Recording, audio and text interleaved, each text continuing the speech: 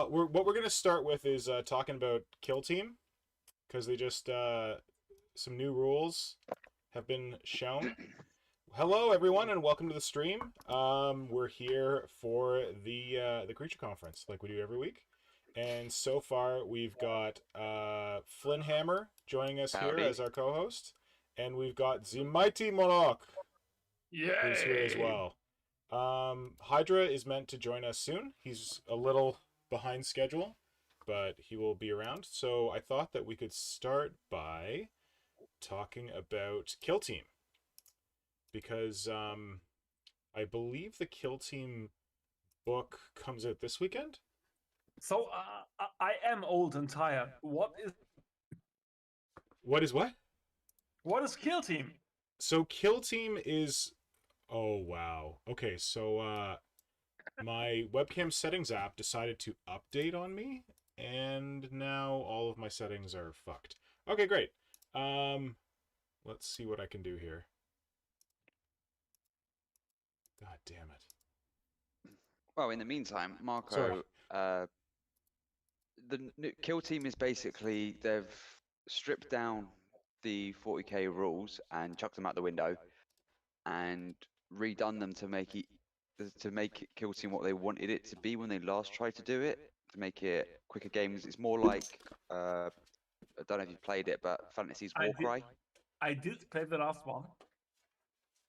It's not even like the last one, apparently. It's more like Warcry, where you pick your team and you use that team, and they've got ready-made teams now for it. So instead of you having to you get your models and you build the team around what you have. You go and say, I'm taking this kill team, and it lists what that kill team is, what they have, and with what I think they're going to be doing is they're going to be releasing box sets every so often with specialized kill teams. So obviously with the new one with the Orcs and the Death Corps or Krieg, those ones are set as you take this kill team.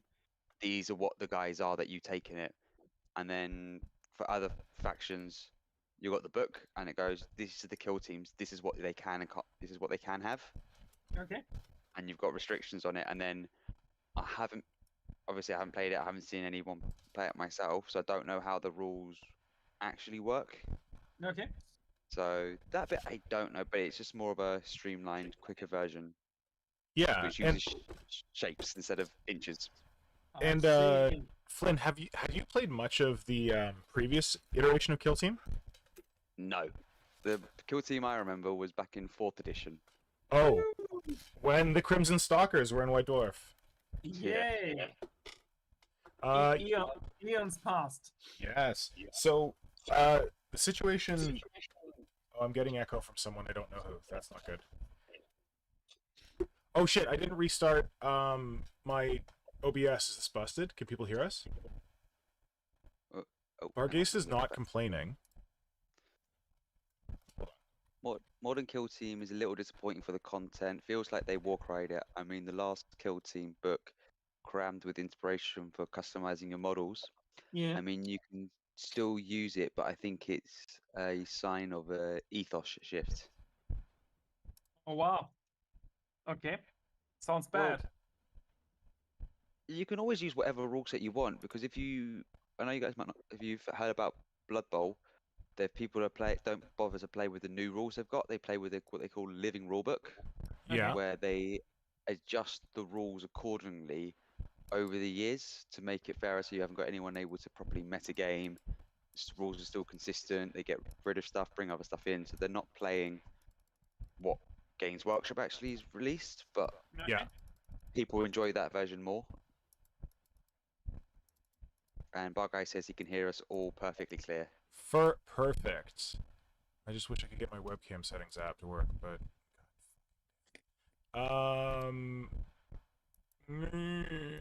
sucks. Oh wait, I'm on the wrong webcam. Okay, I'm an idiot. Don't make any more noises. People might... Oh, I'm a moron! Oh, my shit is here. Oh, how nice. Okay. Oh, whoops. I didn't want to do that. Okay. So yeah. So from what I read, I never played the old Kill Team, but I've talked about this before. I played Shadow War Armageddon, which was like when Games Workshop released all the Necromunda scenery, and they hadn't released Necromunda again yet. But they were like, here's some scenery.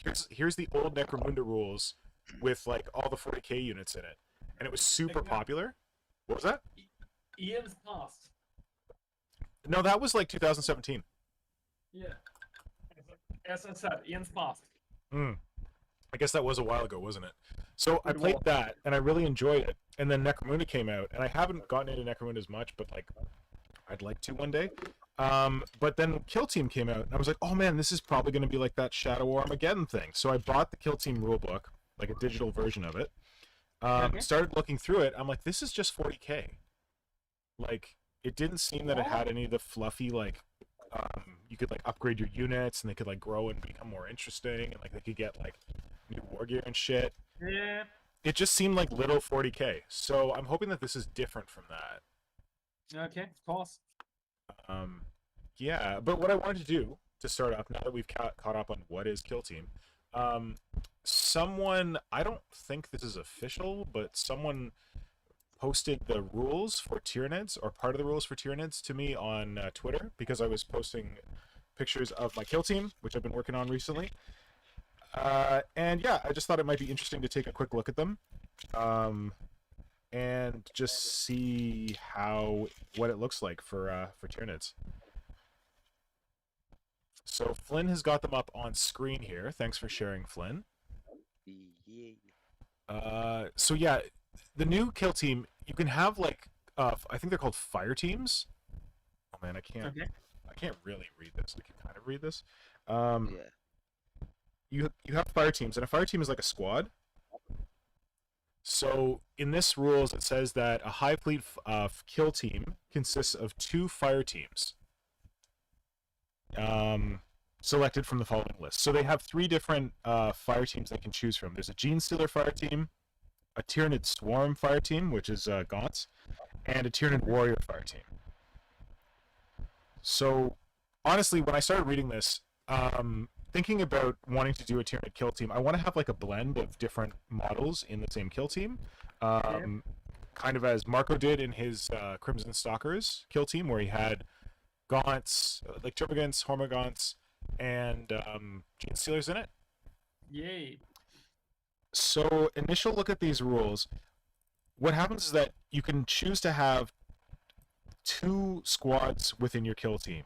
One of them can be Tyranid Warriors, one of them can be Gene Stealers, and one of them can be Gaunt type, and then you can blend those. In fact, it says that you can only have max 1 per kill team of the Tyranid Swarm, which is the Termagants and Hormagaunts. I guess maybe massed infantry is hard to deal with in kill team, and that's why they're doing that.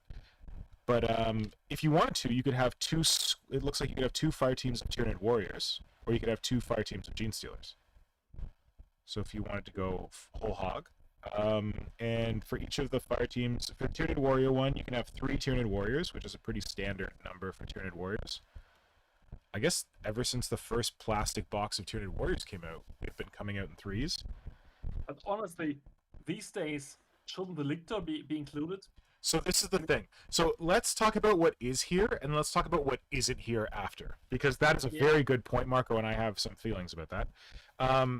So in previous version of Kill Team, the Tyranid Lictor was indeed included. In this version, it is not included, but I'm going to say it's not included yet. Okay. But we can talk more about that. So I do like that you can blend the different kill teams, or fire teams. When I first read this, I was worried that you could only have Warriors, or Gene Stealers, or Gaunts. But it looks like if you wanted to, like, say, recreate the Crimson Stalkers, you could have Gene Stealers and Gaunts in the same kill team. Nice. So the Tyranid Warrior limit is 3 Warriors, and you can have 2 Warrior Fighters, which are like kind of like standard Warriors with either combat weapons or Death Spitters and Devourers, or any combination thereof. And then you get 1 Tyranid Warrior that's a Heavy Gunner, so equipped with a Barbed Strangler or Venom Cannon, and then like combat weapons. But you can only have 1 of those, and then and then you can turn one of your Tyranid Warriors into a leader, but they have the same equipment. And I don't know, I guess there's some kind of like leader abilities maybe in the kill team rules.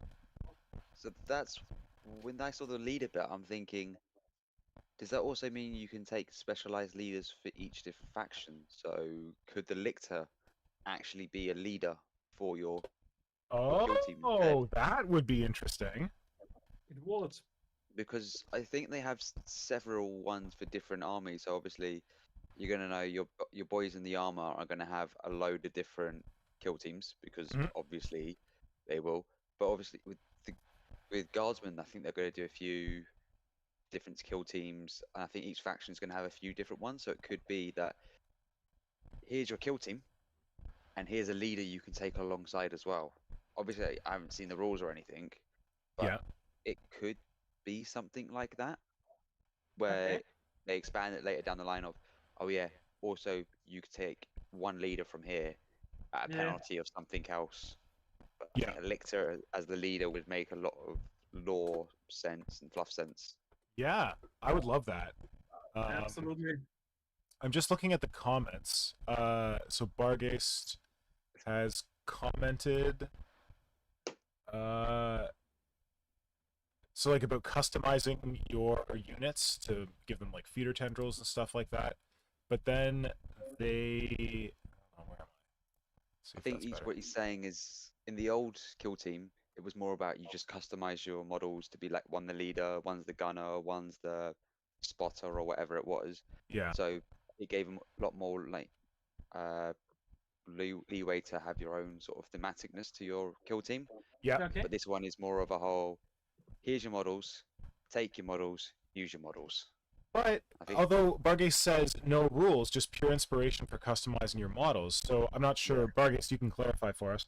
But do you mean like you can make a cool leader model and a cool gunner model just for the fun part, just for like making them cool and individualistic? Because that's what I'm trying to do with these Gaunt kill team members. Like I've got this one that's a Hive node, and he's not technically the leader. He's meant to be more of like a communications operative. Like I have a different plan for the leader. And like there's like you look at this list, so we got it up here on the screen. You can't have a Gaunt leader, so he can't be a Gaunt, or he can't be a leader. And Synapse, it looks like there's a Synapse rule here, and like if you're within certain distance of the Synapse creature, you get benefits. I don't think Gaunts are going to be Synapse. I'm assuming the Warriors will be Synapse. But he's just like, I just think it's cool to have a guy who looks like he's the comms operative. Like, why have 4 boring termagants when you can have them look different? So like I put different armor plates, and I gave one of them like mandibles and shit like that, just to make each of them look different. And I want to put like weird shit on their heads and stuff like that. I might give them like little like Tyranid comm units. There's the. So I got the. I can never find sticky putty when I need it. Sticky tack. So yeah, Bargeist, what do you mean like that? Do you mean just making them cool for the sake of being cool, or do you mean that you'd rather if you could see actual rules that backed up the customizations that you put on the models? So I got this. You got these Trigon antennas, and I'm like, yeah, take a Trigon antenna, stick it on the back of a guy's head, and it could be like his comm set. Which is something I never thought about when I did my original kill team back then. What's that? It's a good idea, because I think I covered quite a few of the angles which you would expect to see in a kill team. But back then, I had no idea to think of a communication specialist. Awesome. Good thinking. Yeah, cool. Glad you like it. Yeah, and then just like thinking about how the Gaunts, they're not typical Gaunts, because I made them look more like standy-uppy and human-like. But the idea that they could probably work more independently than a normal squad of Gaunts could, because they're supposed to be a kill team, they're supposed to be operatives. So give them like little comm units to kind of like indicate that they're better connected to Synapse or something. So they're not just on instinctive behavior all the time. But I was just trying to make the point that you don't need rules to make your guys different. Like in these rules, the only options for Tyranids are for termagants are that you can, let me pull it up. You can include 8 Tyranid swarm operatives and select it from the following list. So you can include up to 8 Hormagaunts or up to 8 Termagants. Okay. And each Termagant is separately equipped. Oh, it doesn't say what Hormagaunts are equipped with. I'm assuming they're just equipped with Scything Talons. But it says Termagants are each separately equipped with claws and one of the following options. Devourer, Fleshbore, or Spinefists. But each Termagant operative equipped with a Devourer counts as 2 selections. So I guess that means like 2 operatives, because the Devourer is more powerful. So that's not a lot of options for your gaunts. Like, you can have a combat version, the Hormagaunt, or you can have 3 different guns. And none of the classic guns, like Marco had a sniper gaunt with a spike rifle in his kill team. You can't get spike rifles here yet. I'm hoping it's a yet. But you could still, like, I still want to make a sniper guy, and maybe I'll just give him a Devourer, because that's like a stronger gun. So Barkai says, like, before we go there, Symbio Joe has turned up with an old American water advert from the noughties. You might remember it from the Budweiser. Yeah. It's. I'm not giving you the distinction of beer. But it's the chat was not updating. Whoops. Holy shit. Yeah. Okay. Missed a lot of stuff. He's waiting for one of us to say it, so I'm gonna do it. What? There we go. There you go, Joe. So Barcase has gone. A huge swathe of my Instagram stuff is kill team conversions. Like, there are no rules for a heavy gunner Termagant, and he's built 3 of them for his kill team. Yeah. He goes, I wouldn't mind rules. I wouldn't mind creative inspiration. New kill team lacks both. Which, obviously, I just want to get the new rules and see what they're like. Borneo's here as well. Awesome. And he's asking, is there a recruit kill team in the book? And the answer is, we don't know.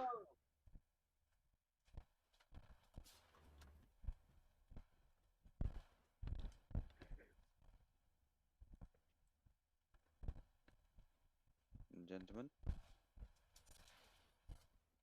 Sorry, I just had to step away. Oh, okay, cool. You also got Buckets goes for example, the last edition for Nids, there was a chart for brood classification. On a D10, you could pick or roll randomly and just go with it. No rules, just thematic inspiration.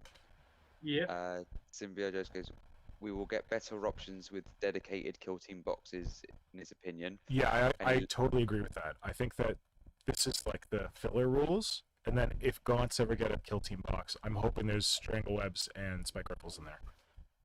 I'm hoping there's a lot more than just those, like wings. Anyone? But not for those. Maybe a Gene Stealer with wings, or a warrior with wings. Yo, Gene Stealer with wings, that'd be a little deadly. A little too deadly. Yeah, but they're limited to like 2 in the kill team or something. Because what I'm looking at this is you can have double rending claws or rending claws and scything talons. So on the Gene Stealer? Yeah, so what did double rending claws do? That's just what a Gene Stealer comes equipped with, though. Like the model. But as in, is there any special rules in kill team for having? There could be. We don't see the weapons profiles here. Because they're right on the next page where it's cut off. Is the annoying bit. Well, it's gonna be around tomorrow, so hopefully we'll get it then. Yeah. So thanks for mentioning the Gene Stealers, because I talked about the Warriors and I talked about the Tyranid Swarm Fire Team.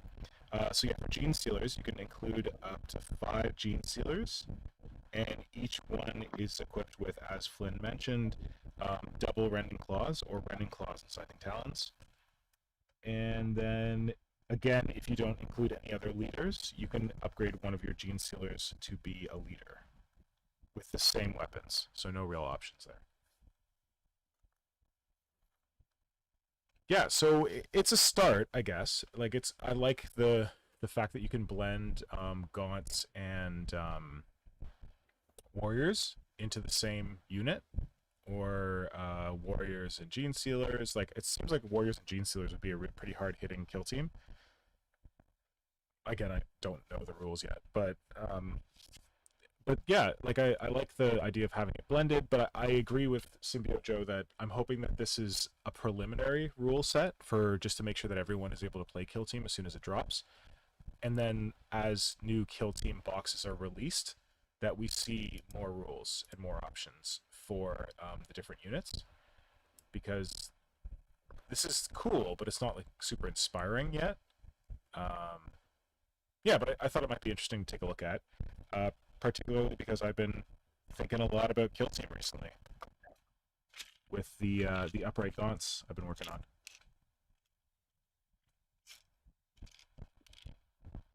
Does anyone else have any thoughts they wanted to share on the Kill Team file? So, there's quite a few people in the comments, so... Yeah, why don't you go through those? Barkais has actually said there will be a crew team. A Kroot kill team. Yeah, I thought that it was in the... because they showed the index on the pre-orders. Yeah. And I'm pretty sure there's a Kroot thing in there. And I think that in the index, it actually tells you the different units. So it said... I think it said Kroot Carnivore, Kroot Hound, and maybe Kroot Ox, which is cool. So, which gives me the impression they could do new Kroot models as a box. Ooh, that would be nice. But then they would put the Ox and the Hounds in the box with the Carnivores. Like, I'm not complaining, that's cool, but that seems like a very varied box to release. Yeah. But I guess that's like, that would make the money. If you want to get a Kroot Ox, you have to buy a whole Carnivore squad. But I don't think you have many people complaining about, ooh, new Kroot models. No, that would be damn cool. I still believe we're going to get new Kroot models soon because of the fact that they did that one new Kroot for Blackstone.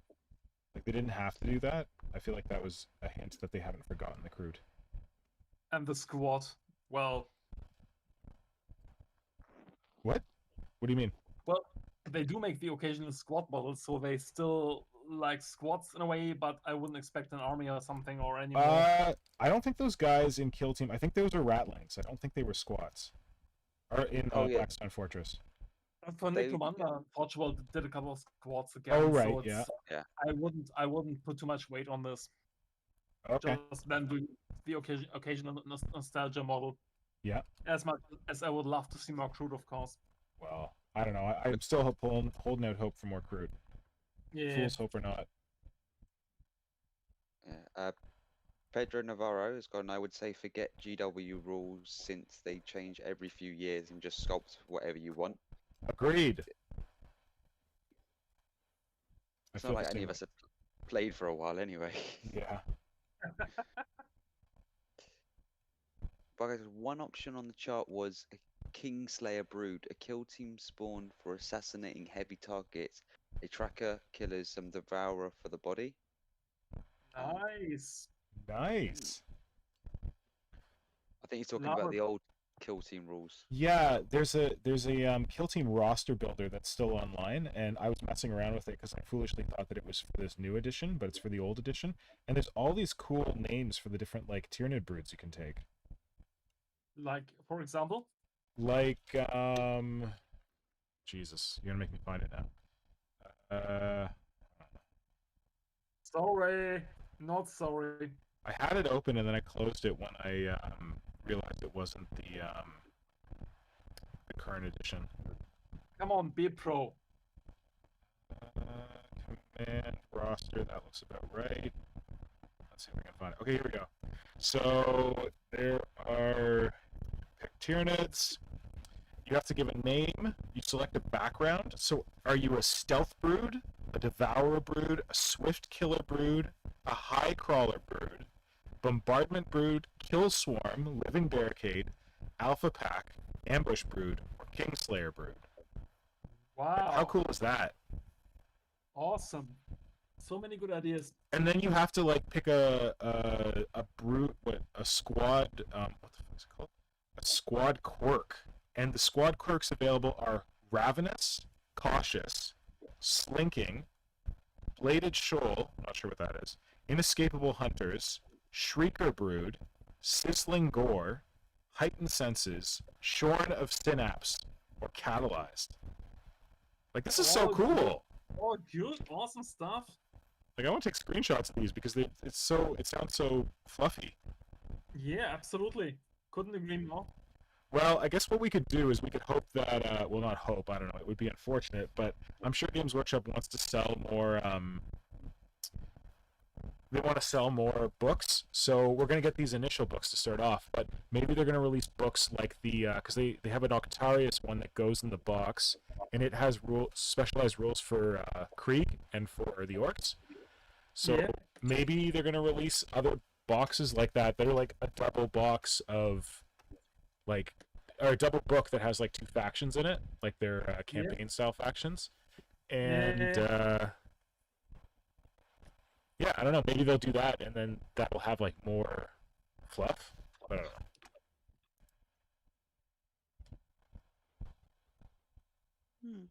Oh, I think Bargast is talking about this stuff. Brood Imperative, which was another chart of thematic stuff. Man, I want to get like... Bargast, was that all in the original Kill Team book? All those different broods? Or was it in a different book?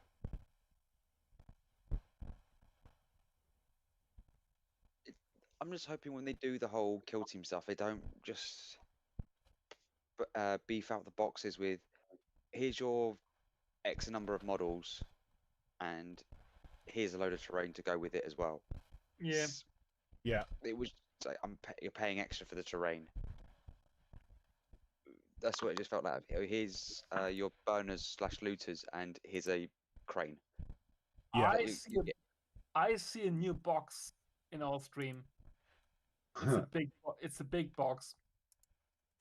Oh, what's that all about? Oh, Hydra. Hold on. Okay, so I think we're done talking about these rules. I'll get rid of this rule thing. Do you want to stop sharing, Flynn? Yep, just done that. How do I close your stream? There we go. While you get sorted out for that, I forgot to say earlier, I've been sent. So from the guy I got the Protonid from. Yeah. He's also told me about there's someone else doing another fan sculpt of the Protonid. And I saw you shared it in our Discord. Yeah. So it's actually quite a lot smaller. Rather decent. Good evening, gentlemen. Good evening. Doing okay. How are you doing? Well, I'm a bit tired, but aside from that, I'm good, I guess. Good. Welcome aboard, mighty Hydra. Thank you. I'm sorry to let you wait. Yeah, I'm glad you made it. Protonid in there, is it? That's a very large Protonid. Yeah. Is the box there so you can show us what's inside? Yeah. Or are you just teasing us? I haven't opened it because I'm excited because yeah, that's a rather big moment for me. What is it? What is the deal? It's massive. You can probably see my head now. You can see how big this box is. And you are not a small man. Yeah, and I love how you're doing an impromptu unboxing on the Creature Conference. You go ahead. I'm absolutely sure what's inside. You know what? Flynnhammer fucked us all kinds of ways with his Protonid. Yeah. So you got the best, biggest Protonid the world has ever seen, right? No, Simon's gone and ordered the original 3-up sculpt of the Carnifex from Jess.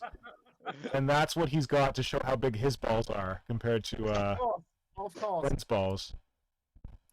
I'm sorry to disappoint you, but it will probably be Jess Goodwin in this box. Yeah, he's a pretty slim guy. I think he could fit in there. Sorry, Flynn. You know what? It's been fun. You started the war. I've been replaced. I think it's a full-size Castle Grayskull for some new He-Man thing. Yeah, maybe. Okay. Oh wait, I think I realized what it is. Oh no, is it new or old? Do you have the power? What the GP toys? Toys. Masters of the Universe. There you go. Yeah, it is. It is. That is not a creature. Yay, new toys! Yes. Of course it's a new creature. Yeah? Is it Stinkor? Not yet, but it is. Stinkor? Merman! Merman, and who else do we have here? Oh, here we have Zodak. I don't know that guy. I don't remember that guy. No. He is funnily, he's not good, he's not evil, he's the Mercenary? And here we have Stratos. Is that the Birdman? Yeah. Gotcha. Does he hang out with the sorceress, or is she always like blue-balling him? You know, like Birdman, Bird Lady? No, they are different people. You can see it up here, and that you can see Stratos and his kin. They're actually. Oh, okay. Oh. Actually, Okay. what? There's sort of a race there. Yeah. But this is not what I'm so excited about. It's this massive thing. Is it Castle Grayskull? It is. I thought so. It is fucking Castle Grayskull. It's something I have never obtained in my whole life. Okay. And it is like the I don't want to say holy grail, but it got me massively excited. Oh shit! Oh shit! You get the explicit tag. Warning! Extreme He-Man nerd content. Yes. Voltage stuff. Look at this. Ah. Oh yeah! So this is a new version? Yes. This Cool. is the new version, the origins. I'm so You know, excited. how smart are these bastards? Like, when you were a kid, you had to, like, beg and scrape and plead and ask your mom to buy that thing for you. And she's like, there's no fucking way I'm buying that thing for you. That's too much plastic. It's just going to sit in a corner of the house. It's not going to do anything. But now you make your own purchasing decisions. And they can sell you all the giant hunks of plastic you want. Absolutely. Absolutely right. Like, I follow this guy on Twitter who does G.I. Joe stuff, because there's a lot of toys for that too. And he posts pictures of the USS Flag, which was the huge, like, aircraft carrier that you could get for G.I. Joes. And you could, like, put your giant G.I. Joe planes on the deck of the aircraft carrier. That thing was $95 American. And it was huge. Like, it was massive. When it came out, $95 American. Like, granted, that was a lot of money back then, but just think about a time machine and going back in time with $95 and what you could buy. Yeah, you were right. But I'm sorry, I didn't listen. I just heard. Of course you didn't. Yeah. You're in He-Man land. This is so cool.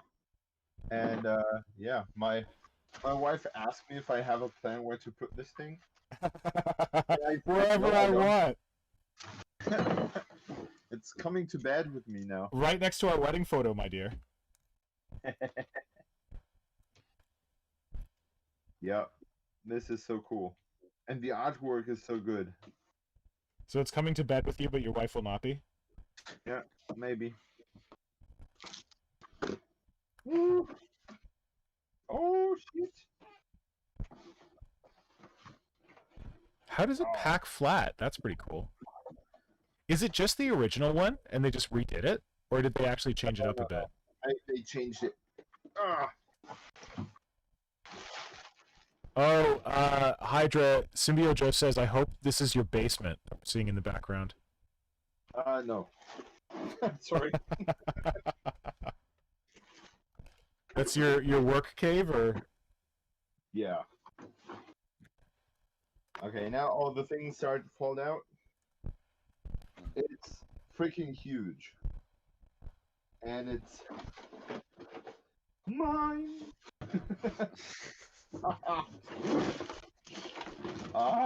So good. So good. But I think my my lovely wife will be a little bit happier, because when this massive box arrived, yeah, she was a little bit flabbergasted, and I think that this whole thing is so slim that will give her some ease.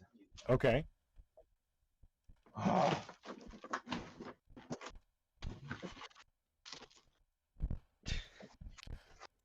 Good work, buddy.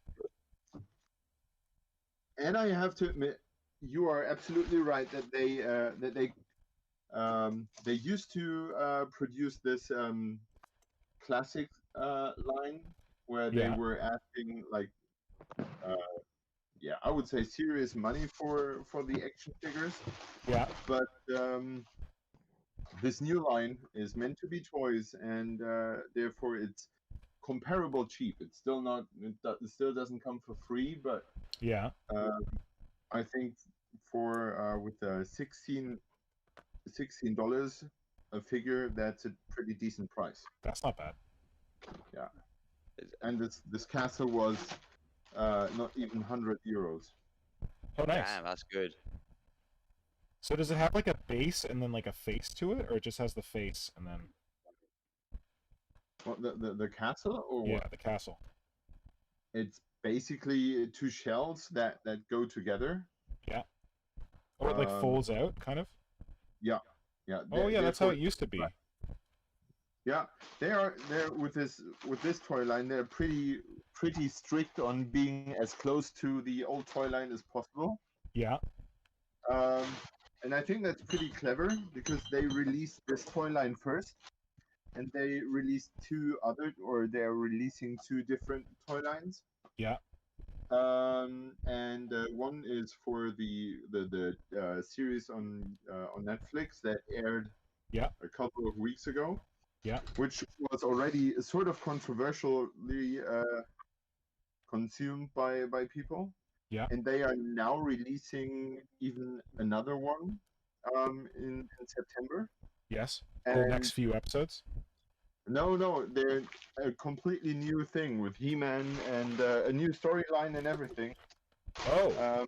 But design-wise, they have updated it so it looks more like the stuff the kids view today. Yeah. And of course, all the old men are enraged. Like, how can they change it? How can they make it look like this? And blah blah blah. Because Mattel released this Origins line. Yeah. Everyone can say, you know what? Shut up. You have your toys there. Let the kids have their toys. Like. Yeah. And I think that's rather clever. Nice. I wanted to welcome Jeremiah Price, who says they love the show and the tutorials. That's good. Vermis is here. Good to see you, buddy. Navarro's here. And of course, we were chatting with Bargaste and Symbiote before, so welcome everyone to the stream. I think the unboxing portion is now complete. Yes. Yes. And I think you're a bit close to the mic. Oh, thank you for the warning. I will address that. I was holding my my thing to. Let me know if that's a little better. I turned down my mic volume. Don't you ever hold your thing close to the mic, please. It's what I do. Let me know if that is still destroying your eardrums or if I need to adjust again. I think you have to move a little bit away from that because you have that crunchy noises. Okay, what about that? Is that any better? That's perfect. Okay, cool. Yeah, you're right. I had to move away. I was cradling my microphone like a lover, and I need to push it away like an enemy. Surprise! Do you have to put an envelope around it? Oh no, I'm not that fancy yet. I gotta get one of those. Oh, speaking of envelopes, Mr. Hydra, you should watch out for an envelope from me coming sometime soon. Hopefully it arrives on a day when you need it. Oh, there are loads these days. Well, it looks like you got a good one. It's money. No, it's not money. No. It's anti-money. It's the hole that we pour money into. I guess the Castle Grayskull showed up today for your needs. Yes, I have been waiting for this thing to show up since Monday. It was announced for Monday, and the postal service misplaced it because they were too dumb. Yeah, they were too dumb to read the address correctly. It was delivered to a wrong city, and it has been circling in that city for 2 weeks. Not for 2 weeks, since Monday. I could always check the status, and it said, well, delivery failed in Bochum. Delivery failed in Bochum. No shitting, it's the wrong address. It's the wrong city, you stupid assholes. Now was give there me anything my... written strange on the package that made that happen? No. I figured that there was kind of a mix of numbers or anything. Yeah. But no such thing. Well, that gives me a lot of hope for the thing I sent you. Yeah. at least um, they have delivered it after all. And Yes. I think it's good that they delivered it today, so I can play with it tomorrow night. Good. Are you gonna share it Because with the kids? not now. I Yeah. feel like I'm pouring too much toys over the kids recently, and Okay. yeah, I want them to appreciate things, and Smart. yeah, for that I need to reduce the. And we have neighbors, like old neighbors, and they have young. How do you call those things? A Child? grandchild. They have a Oh, okay, grandchild, yeah. and this is in an age now where it discards its toys. And so they Okay. say, well, our grandchild doesn't play with it anymore. You can have it. And it's like, well, that would have been the perfect present for his Christmas, but you are giving him it just like that. Ah, so Thank they're getting all you. kinds of toys. Yep. Yep. And therefore, I have to be careful that it's not getting out of hand. Smart. Because your own habits are already out of hand. Exactly. Yes. Absolutely. He's crazy. Hey Marco, did you ever see my message that I sent you on Instagram about the Viridian Stalkers? Yes, I did. Thanks so much. Sound Awesome good to you? idea. I'd be honored if you went that way. All right. Do it. So shall it be then. I'm just gluing But some maybe, legs here. It's very exciting. maybe we should explain this to the audience because no one will understand what we just talked about. Yeah. So I'm like I said earlier when we were talking about the kill team rules, I'm working on this Tyranid kill team because I got super inspired when I tried to make one of these gaunts stand up, and then they all started standing up. And I was thinking about Marco's classic kill team, the Crimson Stalkers of, is it Tenebra Prime or Tenebra 3? Yep. Perfect. It is Prime. Yeah, so as those were the Crimson Stalkers, and as my guys are like green and kind of like tealy, I thought that I should name them the Viridian Stalkers, because Viridian is like a word for like a greenish, a bluish green, a greenish blue. Fancy. So yeah, so my dudes will be the Viridian Stalkers, and because Tenebra Prime has already been stalked, they will be the Viridian Stalkers of Cassavant Prime. Has already been stalked. This such an awesome phrase. Well, yeah, but yeah. So I'm gonna do Cassavant Prime because Cassavant Prime was the name that we used for the Tyranid infestation board that we did back in 2008, which was kind of a Warp Shadow project. Also, and Cassavant is a name that comes from the dude who started Warp Shadow, Michael Cassavant. So he created the forum way back in the day. And yeah, so we immortalized him in that infestation board, and now I'll immortalize him again in my kill team name. Because Cassavant's a pretty cool name. I didn't know that it was to honor him, and I think that's really cool. Yeah, thanks. Glad you like it. So the next kill team dude I'm working on right now is a heavy weapons gaunt. So drawing from the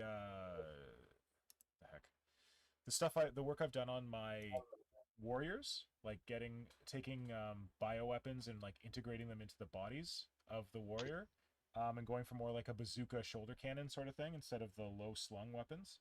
I took a death spitter and I like juiced it up and kind of built it into the shoulder of this gaunt, and I put a couple of spore chimneys on the back of it to vent the gases, and I've got like a big spore mine here as like a bloated sack that, I don't know, inflates and shoots stuff. And here's the bracing arm. That looks really cool. Thanks. Got a bunch of different feeds going into it. And then the head, check this out. Oh, I had sticky tack on this. So one Tyranid bit that I never use because, I don't know, is the Adrenal Glands. Biomorph? Yeah. It's a really cool bit, but I don't know. I don't often put them on my gaunts or warriors or whatever. So I took the little adrenal gland from the Tyrant Guard sprue and I made it into kind of a compound eye-looking biomorph on the front of this guy's head. So I still have to blend it in with some putty. But the idea is he's got all these little eyes. That's his enhanced senses, watching for the target. Nice. Nice. Yeah, it's kind of goofy, but I like it. He's got the lookies. He's got the lookies? Yeah, he's all about looking. Yeah. I would maybe abandon the shape of the gaunt head. Entirely? Maybe not entirely, but the gaunt head is sort of a drop shape. A drop and shape. Oh. Yeah, like eye drop. When you look at it from the top. Yeah, it's like wide at the back and narrow at the front. Exactly, yeah. And I think that you've widened it up in the front, like I'm not sure. I think it's the scales on the head. Yeah. I would widen them out a bit so it doesn't, stand out. Well, not gonna lie, I'm not gonna change those scales because I don't want to have to sculpt them, and that's a bit from a bone sword, and it works pretty well. But what I'll do, I was thinking about doing something kind of like the gun beast, where he's got kind of like armored panels that slide over the eyes because they're pretty delicate, and maybe the armored panels could like open in there, like in that space where it's like, kind of eye dropped. But I gotta figure out that's cool. if I want to make that from scratch or if I can like cut down an existing panel to work well. Yeah. Yeah. That sounds good. Cool. I'm just gonna adjust his legs. Hey Flynn, do you remember these? Which bit? Yes. Giant bids. Haven't used them until now, but They finally get a use. They will. They will. I promise. Yeah. I'm still trying to find a way how to make this summoner still a little bit stand out more from this crowd. What about putting him on like a piece of? It's a cheap solution, but putting him on a piece of scenery to make him taller. That I will do. I got some pretty cool ideas from folks on Instagram. Yep. Like having things around rising from the ground. Ooh. And I think that will work really well to have him stand on something taller and have like maybe one or two rocks like floating upwards. Yeah. And I'm thinking about adding one of those skulls maybe to his back. Yeah. But I think they look a little bit too big, and I think I'm going to add a scroll or two to his belt. Yeah. And because I need to green stuff anyway, because these dudes need some pouches. Yeah. Pouches. Yeah. Little bags, because I did those on these dudes. Okay. Yeah, they just add a little bit of extra detail and don't make the backs look so bland. And I've decided that this hag that I have made from the goblin head. Yeah, I love that. Yeah. She will get a second member, like a sister or something like that, and that she will be actually part of this war band.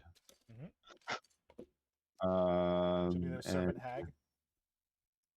Yeah, well, I have a really nasty lore in my head for them. Yeah. And they will play a role in that. And once I feel like on the one side, I feel like I want to tell people about it. On the other side, I want to write this thing first and see if it works as a story, as a horror story. Well, what about surprising people with it at the alignment event? Or no, you don't want to do that. Yeah, because you never know when this is going to happen. Flynn, do you want to take a spin through the comments? People have been commenting like mad. Yeah, so there's one I'm going to save, Simio Joe, because I want to get through the other stuff first, because I think that's going to be a bit of a long one. So we've got Rasmus Johnson. So much greatness in the stream. I watch ever so humble. Oh, wicked. Glad you enjoying it. Cool. Oh, shit. Sorry. Similar jokes. Oh my, so much new faces. I am off getting blasted for a few months. Yeah, and half where's the Symbio Joe? regulars, I've been missing you, buddy. You've been gone for a while. which would be a downgrade senses. Anyways, rule of calls, just cut the gland in half and rearrange them. I think that's in regards to the adrenal glands. Yeah. Kajan and Brett Evans have turned up. Hey, Nice. buddies. Welcome. Brett Evans goes, what has he missed? We talked about Kill Team at the beginning and the new Tyranid rules and what And could Hydra's possibly be got coming new- down the pipe. Oh, we didn't talk about lictors. Is Marco? Oh, I guess Marco stepped away. And I'm Hydra's here. got- Lictors. Oh, I'm you're here. All good.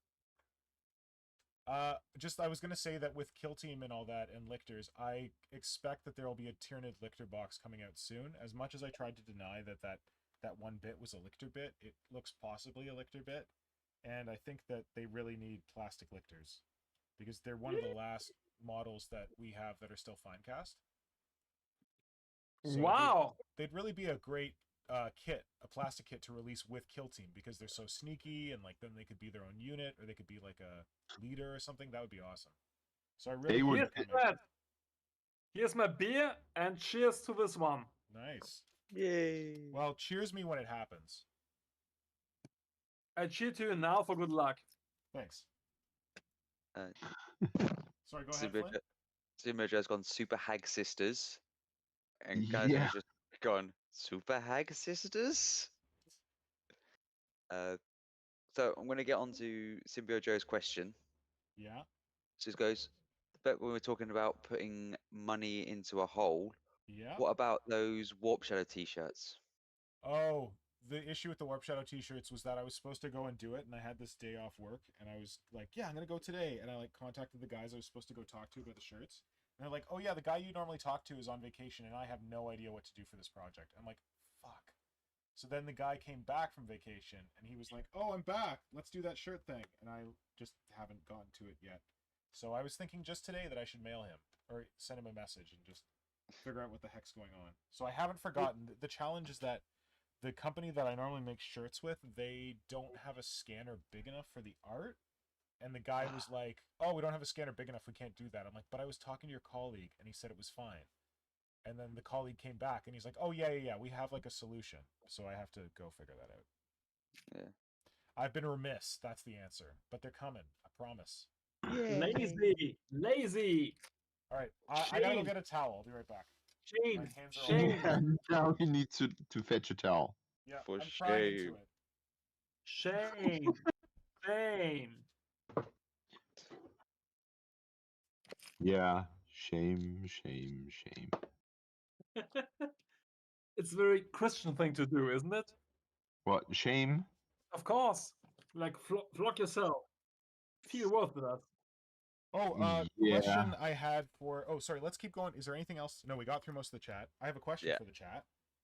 Talking about Tyranid kill teams, we talked about kind of... Oh, one other thing I wanted to mention is that we looked at those Tyranid rules, and there's no rules for a comm specialist, but as I've kind of talked about on some video before, don't be afraid to proxy your Tyranids as other forces. Like, if I go to the trouble of making all these like specialists that in this Tyranid kill team that can't be represented by Tyranid rules, I'll just field them as Krieg and be like, hey, here's a badass squad of Tyranid dudes, and they're using these rules. And like this guy's clearly the comms guy, and this guy's clearly the like heavy weapons team, and blah blah blah. So, like with the rule of cool, you can always make the rules bend to your will. Yep. In some way. That's something you have to learn the hard way. Sometimes, The hard I guess. way? How do you mean? I had to learn it. Well, when I abandoned the thought that everything needs to have its very rule. Yeah. That was rather liberating.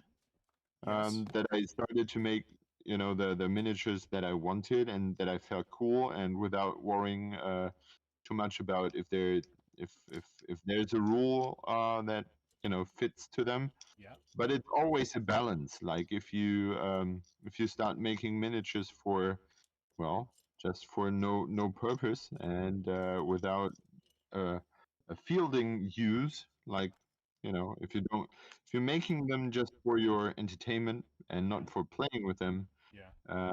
that at least to me endangered me of losing interest in them, because Yes. there was no reason to finish them. Yeah, you're very motivated by like a game or like an event or Yeah. like. Whereas I feel like I'm more motivated by like I have an idea and I just want to see it realized. Like I want to. Yeah. When I started these upright gaunts, it wasn't to do a kill team. It was that I long thought about the idea of making a Tyranid gaunt look more like a warrior, and I just want to like. It's almost like a sketch. I want to complete the sketch to see Yeah. what it would look like. Yeah, and to me it was until I discovered Frostgrave. Yeah, that because like I it's more suddenly open, had right? yeah, I suddenly had this. Okay, well, there are no miniatures I can buy and convert. I can use whatever I want. This liberty was very surprising, Yeah. and at some point almost threatening. Like, so what am I going to use? You can use whatever you want, but what do I want? Oh, how you narrow down your choices. Yep. There's so much possibilities. You're a kid in a candy store with an unlimited credit card. Yep, exactly. How do you stop yourself from getting fat? You don't. That's not Develop the human diabetes. nature. Yeah, how do you save yourself from diabetes? Yeah, leave the store. Okay, so I wanted to ask people, Tyranid kill team, what crazy kill team operatives should we do? Like, I was trying to think of like a way to integrate Ripper swarms and make them a little more interesting and fluffy for like a kill team operative purpose.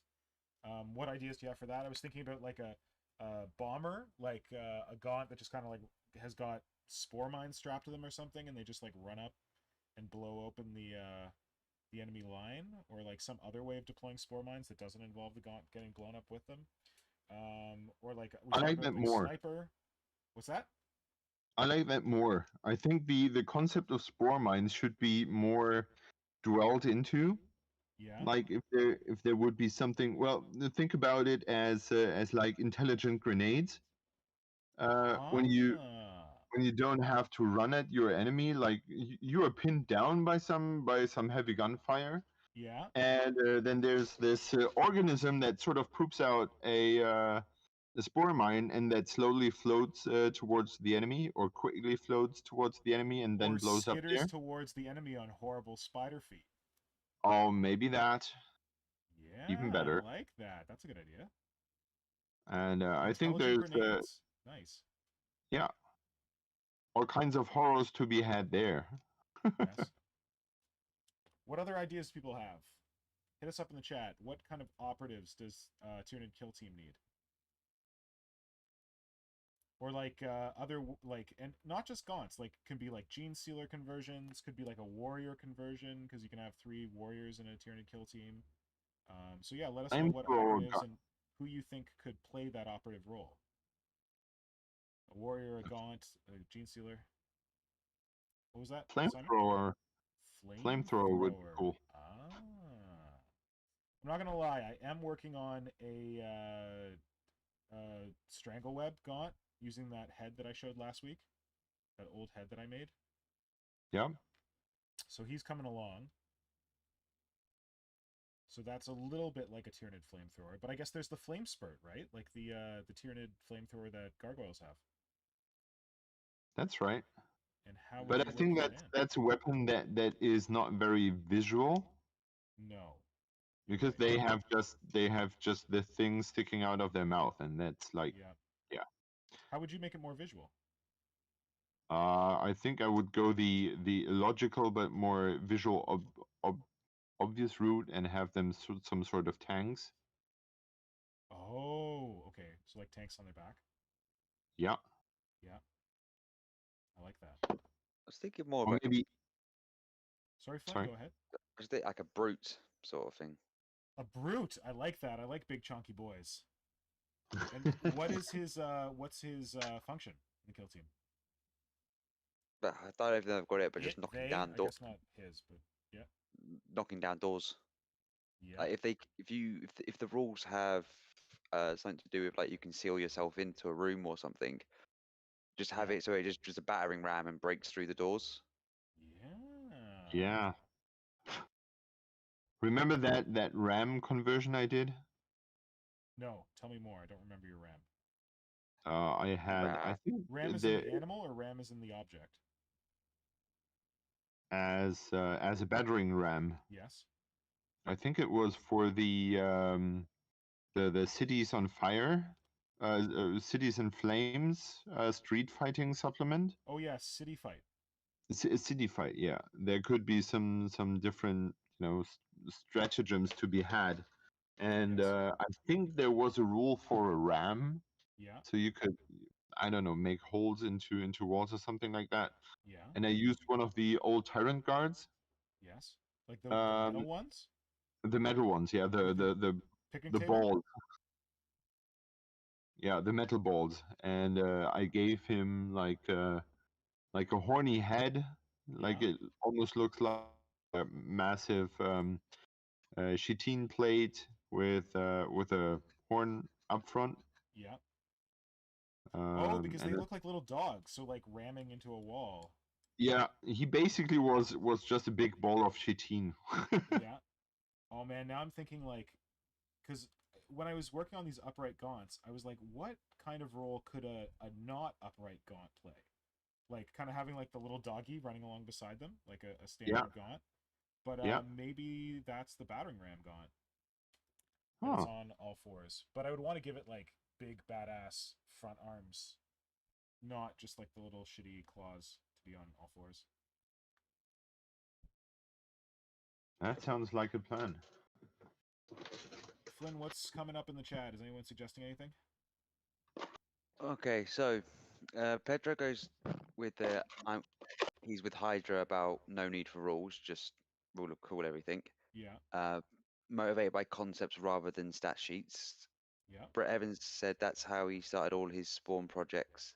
I just wanted to make monsters and spawn made If the anyone most has sense. missed Brett Evans spawn projects, you need to check them out because there's some damn cool spawns in there. I think that's how I discovered Brett. That were you doing like a spawn a day, Brett, or something like that? So Brett's Instagram is Quarantine Miniatures, right? Am I getting that right? I think. So go check it out. Is he not bothered by if they have a claw, weapons, or whatever? Yeah. Bargeist has said Mr. Pink's concept might work with sort of mini Venomthropes since they expel a burst of spores. You could have an operator that expels a pulse of omnophagic. I'm going to pronounce it wrong. I think it's omnophagic spores to blast people with a grenade blast. What was that? I gotta read that. Yeah, I don't want to say it wrong and say someone gets a clip. Spores. That's like eating. That's something about eating. Phagic is eating. Yeah. Darth Bob has turned up. Finally able to tune into one of these after a while. Welcome, buddy. Hello. We're just talking about kill team operatives, Darth Bob. I don't know if you're here for that. What interesting operatives could join a Tyranid kill team? I was showing the dudes I'm working on, so I've got like a comms operator here, and then I've got some random meat shields, and then I'm working on like a heavy weapons dude, and I'm thinking about a sniper, but like other like kill team city fighty things that how would a Tyranid represent it? Sorry, go ahead, Flynn. Kajan has gone warrior demo unit that is basically a breaching unit designed to break a. He says that after I've said it at the same time. Breaching unit designed to break open doors and whatnot. Since we're talking kill team, there you with go. those Great areas where you alike. can't use the con effects. Yeah. Barkheist has gone. I've got a kill team termagant that has a sort of mini mortar that fires immobilizing barb strangler rounds on ballistic arcs rather than spore mines. Oh man, you know what? You know what I love that I need to make a model of? A barb strangler. Because like, do you remember the fluff? That it's like this seed pod that they fire at the enemy, and then these like thin like spider legs like lash out everywhere and basically like blend everything to death. Like, oh man, it was so good. So good fluff.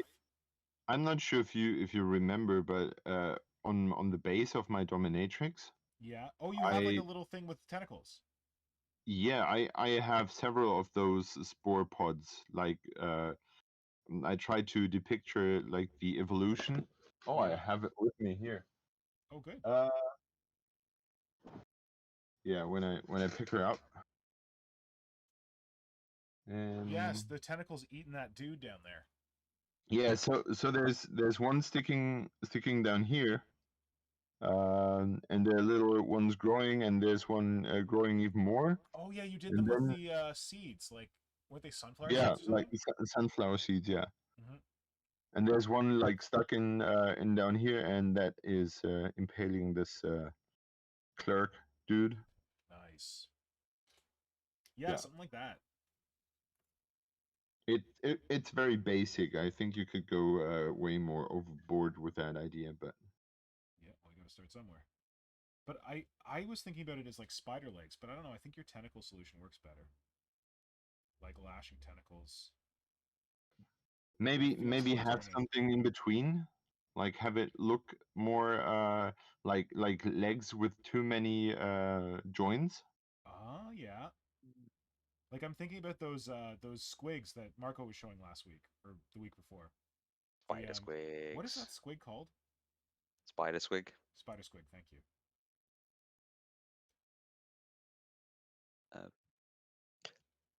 I think Darth Bob got a bunch of those. Or am I confusing things? Oh. Any other ideas coming up in the chat? So Jeremiah Price has said like a suicide bominid. Yeah, like that's what I was feeling, but I like Hydra's point that like make it not suicide, like find some other way to do it. But I had been thinking about that, and like of course, like with spore mines strapped to them or something like that. Actually, Jeremiah, do you have like another version of it that isn't just spore mines? Like, how would you picture that working? Kajan has got a scout organism that sends out small drones as eyes. Ooh. That's cool. That's awesome. Yeah. Ooh. Oh, that is getting me thinking. That's scout good. organism with oh my god, now I'm thinking about okay, so I got this head with the little the compound eyes. I'm picturing like taking those compound eyes and putting them on something that either flies or like skitters about, and that those are the things that it launches, and then they like fly around or they walk around and feed back to it, and then it would be something like this guy with the antenna like receiving their signals, except like actually maybe I'll just make this guy it, but I don't know how we would launch them. Because I want to like cover his eyes and make it look like he's more of a zoanthrope sort of thing. Just seeing through the like psychic power / through synapse. But I wonder if I could link him to them somehow. That's a really cool idea. I like that. Good work, Kajan. Next up, we have Alam, who I think is new to us because I've not seen them before. Welcome, Alam. Glad you could join us. There's a small lictor with the tiny gene stealer metamorph arms. Oh yes, okay, that is definitely on the list. Marco had a small lictor in the Crimson Stalkers, and I definitely want to do a small lictor. Like that's the one that I want to be my squad leader. Because I could see that being done as like the leader for the gene stealers, just to make it stand out a bit. Certainly, and I have some of those metamorph arms here somewhere that I pulled out to save for this purpose. I have like exactly 2 of them because they're hard to get. Where the hell are they? I don't know. I'll find them later. Yeah. I like Kaja. So Brett Evans goes about the spawn stuff. It was not one day just making a bunch. Like, but weren't there like 30 of them in total? I don't know. Maybe I'm I think confusing it with something. Posted them as like, I can't remember if he posted them as one a day or it was, you know how it's just like you end up posting it and it just turns into like a one a day sort of thing. Yeah. But Kajan's come back with another idea of a medic that sprays your units with some goop consisting of microscopic Tyranids to heal them. I like that. Or so instead of goop, what about having like they spray you with like medical rippers, and the rippers like crawl over you and like put you back together? Because then that's more visible. Yeah, I was thinking about maybe like upgrades, like living carapace. Oh, that would be cool. Like a swarm of carapace plates that could like flow over someone. Yeah. Oh That'd shit, be that's good. a good idea. That'd be good to do with rippers. Yes, there we go. That's the cool thing you can do with rippers. Like shield wall rippers. Yeah. Shield wall rippers. Yeah, that's cool. The cloak of rippers that just move around to protect him from the fire. Oh, that is just That's really cool. I like that. that's a good one. So let's go on the 2004 core rulebook, page 5. Most important rule: hard to digest for German, but around for a long time. What? I think it's something in one of the old rulebooks. Like it's hard to digest for a German, German? around for a long time. Wait, what? Think, Sorry, which rulebook and what page? yeah. There says 2004 core rulebook, so that'd be the main rulebook. 2004. That would be That's fourth edition. Yeah. Just when I was getting What was the started. page? Page 5. Why not? Is this not updated? Page 5. Yeah. Thought it depends. It could. Joe, do you mean like the little small one that came with Battle from a Crag, or the actual proper one? Check. Yeah, because the proper one I think has got a lot of fluff at the beginning. Brett Evans, because I don't know much, don't know why, but I'm picturing a Lictor or Gene Sealer being sneaky by wearing those Grouch Marks glasses. Marco, are you actually using a power drill there? Or is that like the super Dremel?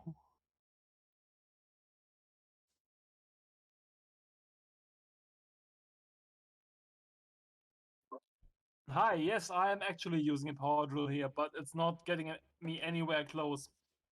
For some weird reason, my drill bits have all gone like blunt, and I'm not making the kind of result I would have expected. So it's your fault, obviously. Mine, yeah, sure. Yeah, whatever, or Nick's or Flynn's, or not mine at least. You can always use a file to sand it and sharpen it a bit. Yeah, no, I have to remove too much stuff because I want to install some magnets, and the file is not going to cut it. Okay. Oh, thanks. You are not by chance are in Dortmund the other day? Because we're going to have some stormtroopers helping children to get vaccinated here. Oh, not.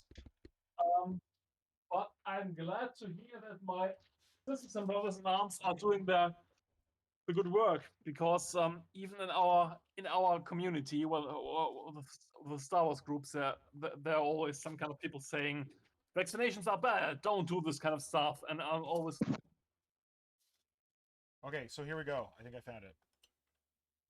Most important rule about playing games of Warhammer 40,000 is to have fun. Now, while having fun may often be gained by mercilessly crushing your opponent's forces, never ever forget that you are both there to have fun. So maybe the joke is that Germans don't have fun. This is the cute little rulebook that came with Battle from a Crag. Yeah, that was awesome. Yeah, and I think it has the full rulebook contents in it, just smallified. Yep. Yeah. Okay, it didn't have all the scenarios. Oh, okay, that's what it was lacking. Yeah, and not the fluff. There's a little bit of fluff at the beginning that just explains the different forces. And hilariously, it's got Sisters of Battle in there, which were barely a force in 4th edition. Oh. What else is coming up in the chat for ideas? So, Where do I get to? Okay, so where was Silvio Joe's comment? Because that's where I remember we were at. Okay, so Parker's I seem to remember we had the medic discussion in another stream. Maybe. Kajan's gone. Maybe a thorn type appendage to eject goop into your team to bring them back from the dead. I think just like a general medic bug is got to happen here. And ooh, I'm picturing the medic bug with like scything talons, but instead of like talons, it's got like long proboscises and then like sacks on it. And like maybe it's like I have this whole thing with like taking a hand and like morphing it into like grotesque things. So like maybe like individual fingers with like proboscises to like inject people with stuff. I really like that idea. The injection thing. Jeremiah Price has gone a massive fire suppression node or node, I think he means. Nid? Yeah, that also. Fire suppression. Fire suppression. Yeah, like heavy machine gun nid. Ah. Oh, I thought fire suppression like putting down fires, but like shooting people, like keeping them suppressed with gunfire. Okay. Yeah. That's at least what I would read there. Yes. Yeah. I think you're right. Well, Barkais is sorry. Go ahead. Barkais thinks he came up with the exoskeleton support organism that wrapped around an injured Nid. I think I do remember that coming up at some point. Oh, when we were talking about like ways to heal? Yeah, back a few weeks back or anything. Yeah. Vargas comes up with a lot of good ideas, so yeah. I would not be shocked. Kajan has gone, I definitely need a sniper unit with a super long barrel. Yes, I agree. That's the one that I kind of want to make for the spike rifle. I think, did I talk about this last week? Yes, you did. You had the idea of this that I was thinking about earlier when there were those floaty units or this little drone style things. I had to think about your sniper unit because that would be awesome if the sniper unit like had no eyes at all and like it would totally rely on those little things to provide the visual content. Yes, I like that. Ooh, yeah, because like the sniper guy that I want to make, I want it to be like lying on a piece of collapsed scenery with like the gun sticking out the front. And then that means that I can have the little like skittering things like attached to the scenery with their eyeballs like looking around. Oh shit, that's a good idea. I kind of wanted to have some kind of like thing over its face that looks like a mask, almost like that's the targeting mask and that's what they're like feeding into. Like no eyes on it, just like a kind of a visor that goes over like the eyes of the thing, the eyes of the gaunt. Yeah. Ooh, yeah, those targeting dudes. That's a really good usage for them. Marco, come on. Got any ideas for like weird Tyranids kill team units? Dude, I am drilling. Don't interrupt me. Oh, you got your audio off because you're drilling. Okay. I am drilling and I ruined the fucking piece and it's all your fault. Oh, I'm the worst. What can I say? Yeah. I'm drilling. Last time I remember drilling looked different. Oh my god. Yeah. Stop. Trust a follower of Slanesh to make a joke like that. Oh. Shit. So yeah, what was the question again? Sorry, Nick. The for like what kind of special operatives would you make for Tyranids? Well, I thought long and hard about this, and I came up with the incredible, innovative idea of doing a comm specialist. Oh, did you? What do you think? Sounds familiar. Well, well, for me, kind of obvious would be to have a shrouding specialist, like the kind of nit which is doing everything to just keep the whole kill teams disguised and shrouded till it's at the point of revealing itself. Interesting. And would you Would you do that with like a Venom Thrope? Because like Venom Thropes are supposed to do that, or would you do more of like a Psychic Shrouding? Or I absolutely hate Venom Tropes. everyone does. I'm right there with you. The funny thing is, when the concept was born in the studio, I explained to Robin Crowley back then why I didn't find the concept scary or interesting or anything at all, and nobody cared about my feedback. What did you say? I said it's boring. It's a stupid idea. Leave it. I think I even said it's. I think if I remember correctly, it was described like a creature farting some kind of spore cloud, like. And I said it isn't scary, it isn't horror, it's just involuntarily funny. Yeah. Like farting a shroud of whatever. There's nothing inside, and the design of the creature doesn't match the idea at all. So Yeah. I hate everything about it, actually. So I don't know. No, I think what I would do was more maybe something like a zoanthrope, like clouding the minds of Like Shadow in the Warp brought right down to the planet. Absolutely, make it more like a scary thing and not like a physical cloud. This is not. This is just too boring. Something like the Doom of Malantai, the original Absolutely. one. Why not? This one was a good idea. Yeah. Ooh, I like that. I'm picturing like a personification of the shadow in the warp. Okay, I feel like you guys just want me to make mini everything Tyranids. Like now I need to make a mini Doom. Is there a large Doom? Well, there's the Neurothrope is kind of the evolution of it, I'd say. But not really.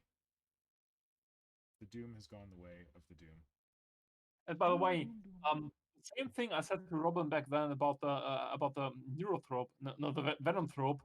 I also said about the Hive Guard. I remember telling him, with the Hive Guard, there's no concept.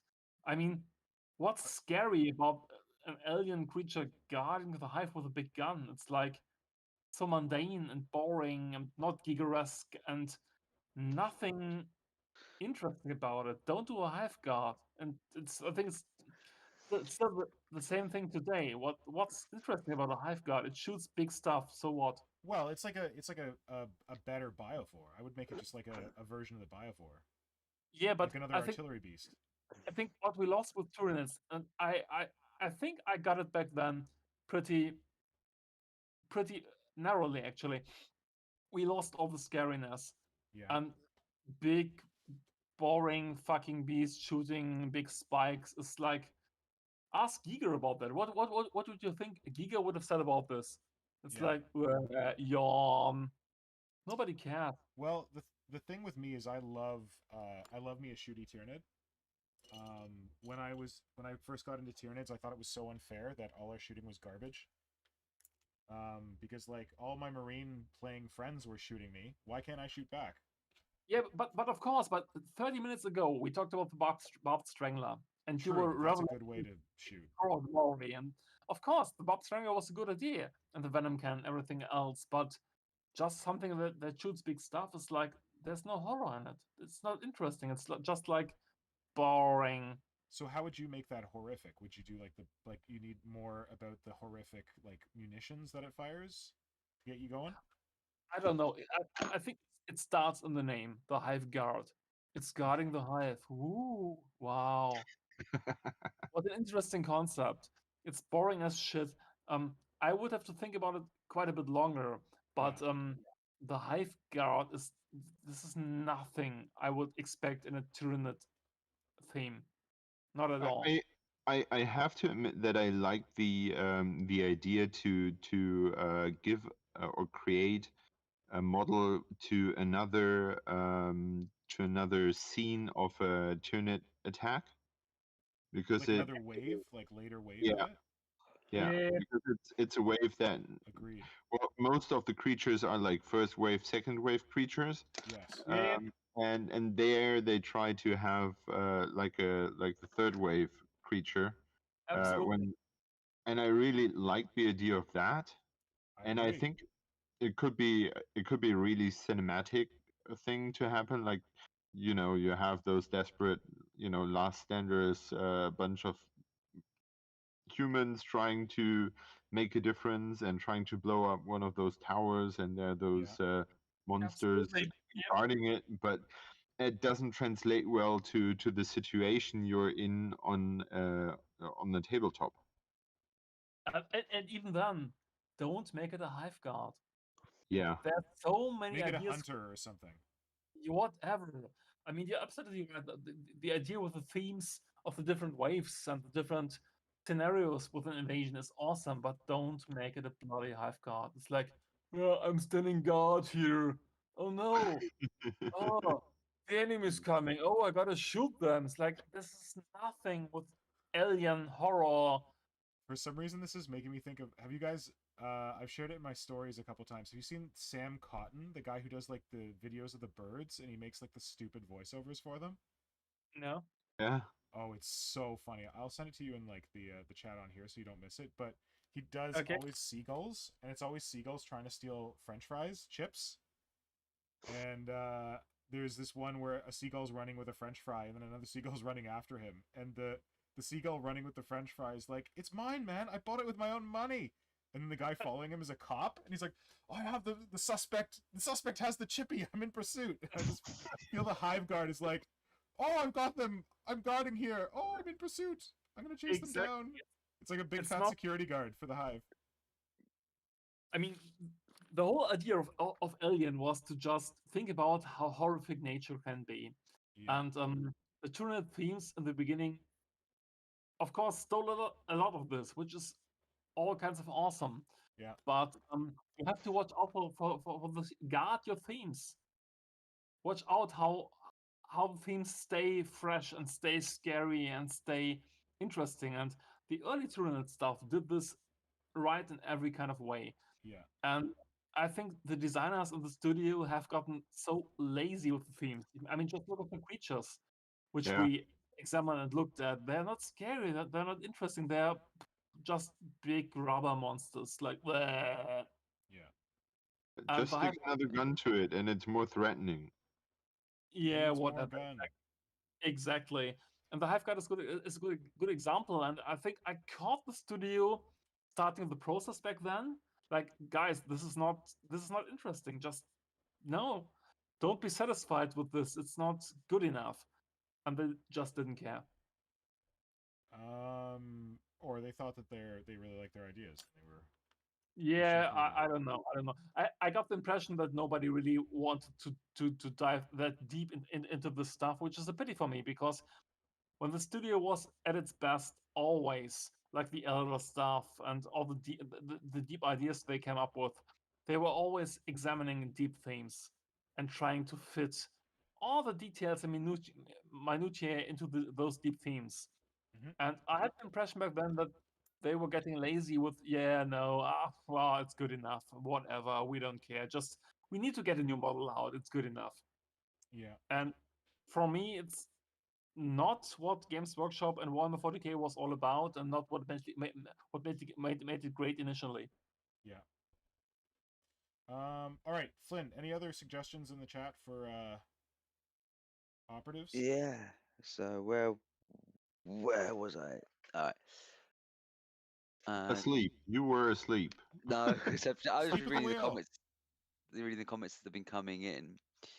So we've got Simba Joe goes, it's a rapidly growing plant destroying everything around it. The second Ed Codex had a strategy card that allowed you to explode your opponent's soldier. I believe that's in relation to the Barb Strangler.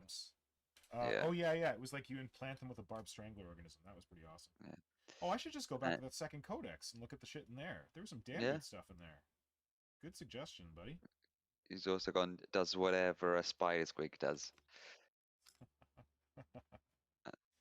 My wife sings that song, and she doesn't sing it right, and it drives me crazy. Like, she basically takes, like, Spider-Man, and then she... there's, like, Spider-Man, Friendly Neighborhood Spider-Man, spins a web any size, whatever, catch thief just like flies. And she goes, like, Spider-Man does whatever a spider does. I'm like, no, that's not how it goes. Sorry. anal about it. It doesn't even rhyme. That's what makes it worse. No, exactly. And I'm like, no, that's not how it goes. You gotta sing something about. She's like, what? I'm like, okay, never mind.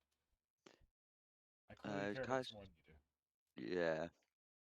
Kajuson's gone. I wonder how you could do a zealot type Tyranid. I really have a problem imagining what a Tyranid priest might look like. Oh, I heard Zealot, and I thought of, like, for some reason I thought of StarCraft. Yeah, me too. Which has now got me thinking about doing a Hormigaunt with the scything talons on its front forearms. Damn. Ooh. Oh man, I'm making a Zealot Hormigaunt. I should do it right now. What time is it? It's 5:52. I don't have a lot of time. I should keep filling. Do you have a notebook handy? You might write down the ideas. You know what? I should be writing these down, but I guess they're going to be saved in the chat. In the chat, yeah. Because there are very good ideas here that I definitely want to revisit. Petra's gone. You need a face hugger kind of operative. Ooh, what does that operative do? I say he uses it as a gunner, and he just shoots the face huggers from his gun. But what do the face huggers accomplish? Are they implanting people with the gene stealer seed? Are they like controlling other operatives? Brain control. How about those mind slaves? Yes. So, but what does a facehugger gun look like? Like, sell me on that from a Tyranid perspective. Like, I guess it could be like a Barb Strangler gun, kind of, but instead of shooting Barb Strangler pods, it shoots facehugger pods. But so, my thing I'm thinking of, you get the old Barb Strangler feeder arm that you have on the warrior, so the little sack. So you have that where they keep the face huggers in. Yeah. Trying to think of what I would use as the front bit for it. I'm leaning towards putting a Death Spitter end part. Down? Yeah, just like using that bit so you have it as like where it would come out from. Yep. I'm potentially crossing it upside down to try and make it look different. Yeah, so it's not just another Death Spitter. Potentially having it with have the sack bit on top of the gun so it feeds into it like a top-filled hopper. Yes. And give it sort of like, with the old Venom cannon, it had like the 3 striations. The 3. So it's got like, when they have the arm on like the arms and stuff where it's got like the slit where it's got the perpendicular lines going across. Yeah, the like old the vents or whatever. Yeah, that's what I mean. Yeah, venting on the gun side as well. Yeah. So that's how it would shoot it out. It would shoot it through the vents? No, as in it has like the vents there to help push it through to give it the force. Okay. That's as far as I can think of with like off the top of my head straight away. How about like something that goes in the direction of a large borer beetle? Wasn't it that they crawl into the barrel to be shot? Yeah. Yeah, the flesh borers, the borer beetles inside them. So you're saying have the like face huggers like skittering around on the model and crawling into the gun? Yeah, I was just thinking about kangaroo babies. Oh, in the pouch. Yeah, they crawl upwards, and crawl into the pouch, but they are not born in there. They have to crawl into this. Ah, yeah. And so they need to crawl over the mother's body, and maybe you have something like that. That there's a beetle, facehugger, whatever creature that needs to crawl over over the body. I did think about having. I wanted to do like a grenade launcher, but instead of launching grenades, it launched individual rippers. And guys, I can do it even worse for you. Please worse look is up good. Tell me about worse. Please look up the tarantula. Tarantula? Okay. Tarantula, exactly. Do a Google search for it, and you'll see all the young spiders clinging to the bloated back body of the spider. which is really horrific. And I got a nice story about this one. The tarantula lives in southern Europe in the warmer climates, and Ew! Sorry, I just found a picture. it's gross and it's big. And my partner, my girlfriend, is an insectophile. She loves all kinds of insects and butterflies and caterpillars and everything, actually. Yeah. We were vacationing in Croatia, down in southern Europe, and the place we were staying at was at night full of tarantulas, like the big scary. And you don't spider. like spiders, right? No, I thanks for remembering. I don't You're like the spiders. weirdest. Well, I remember because you're the weirdest Tyranid dude ever. Well, I don't like spiders either, so that makes me one of the weirdest Tyranid dudes ever. But... She's buddy, and there were a couple of them, and I was having some food in the evening, and it was getting dark, and everything was fine, and suddenly I saw my girlfriend jumping up and down, and I was like, "What's up? What's the problem?" She was taunting the tarantula, and they're famous for a reason, because they have a venom and they bite. And she was so lucky because when taunting the tarantula, she was lucky that it attacked, but it attacked her fingernails, so it just didn't get to insert the venom. Just scared her for a moment. But I think you told us this story. It sounds familiar. Yeah, it's possible. They say you make a very funny dance when tarantula bites because the venom is not pleasant. It's not deadly, it's not really dangerous, but it's not pleasant, and you have problems for a couple of days. And they look so scary with all the young clinging to their body. And when I was down there, they all looked like this because there were a lot of young spiders back then. Yeah. Horrible. Yeah. So your biggest nightmare coming true there. Yes. Your wife dancing with a tarantula. Biggest nightmare. Yeah. Sounds like an awesome vacation to me. Not going back there again, ever. But truth be told, I was in the tropics for many times, and the spiders there are so much bigger. And no, it wasn't funny. Whenever I have a big ass spider in a hotel room where I go, I have to ask my girlfriend to just remove the big spider because I'm too scared. And they're getting really big down there. Like, I would assume. Big. Like Australia big. Yeah. Famous. Yeah, exactly. Yeah, look at us, tough guys.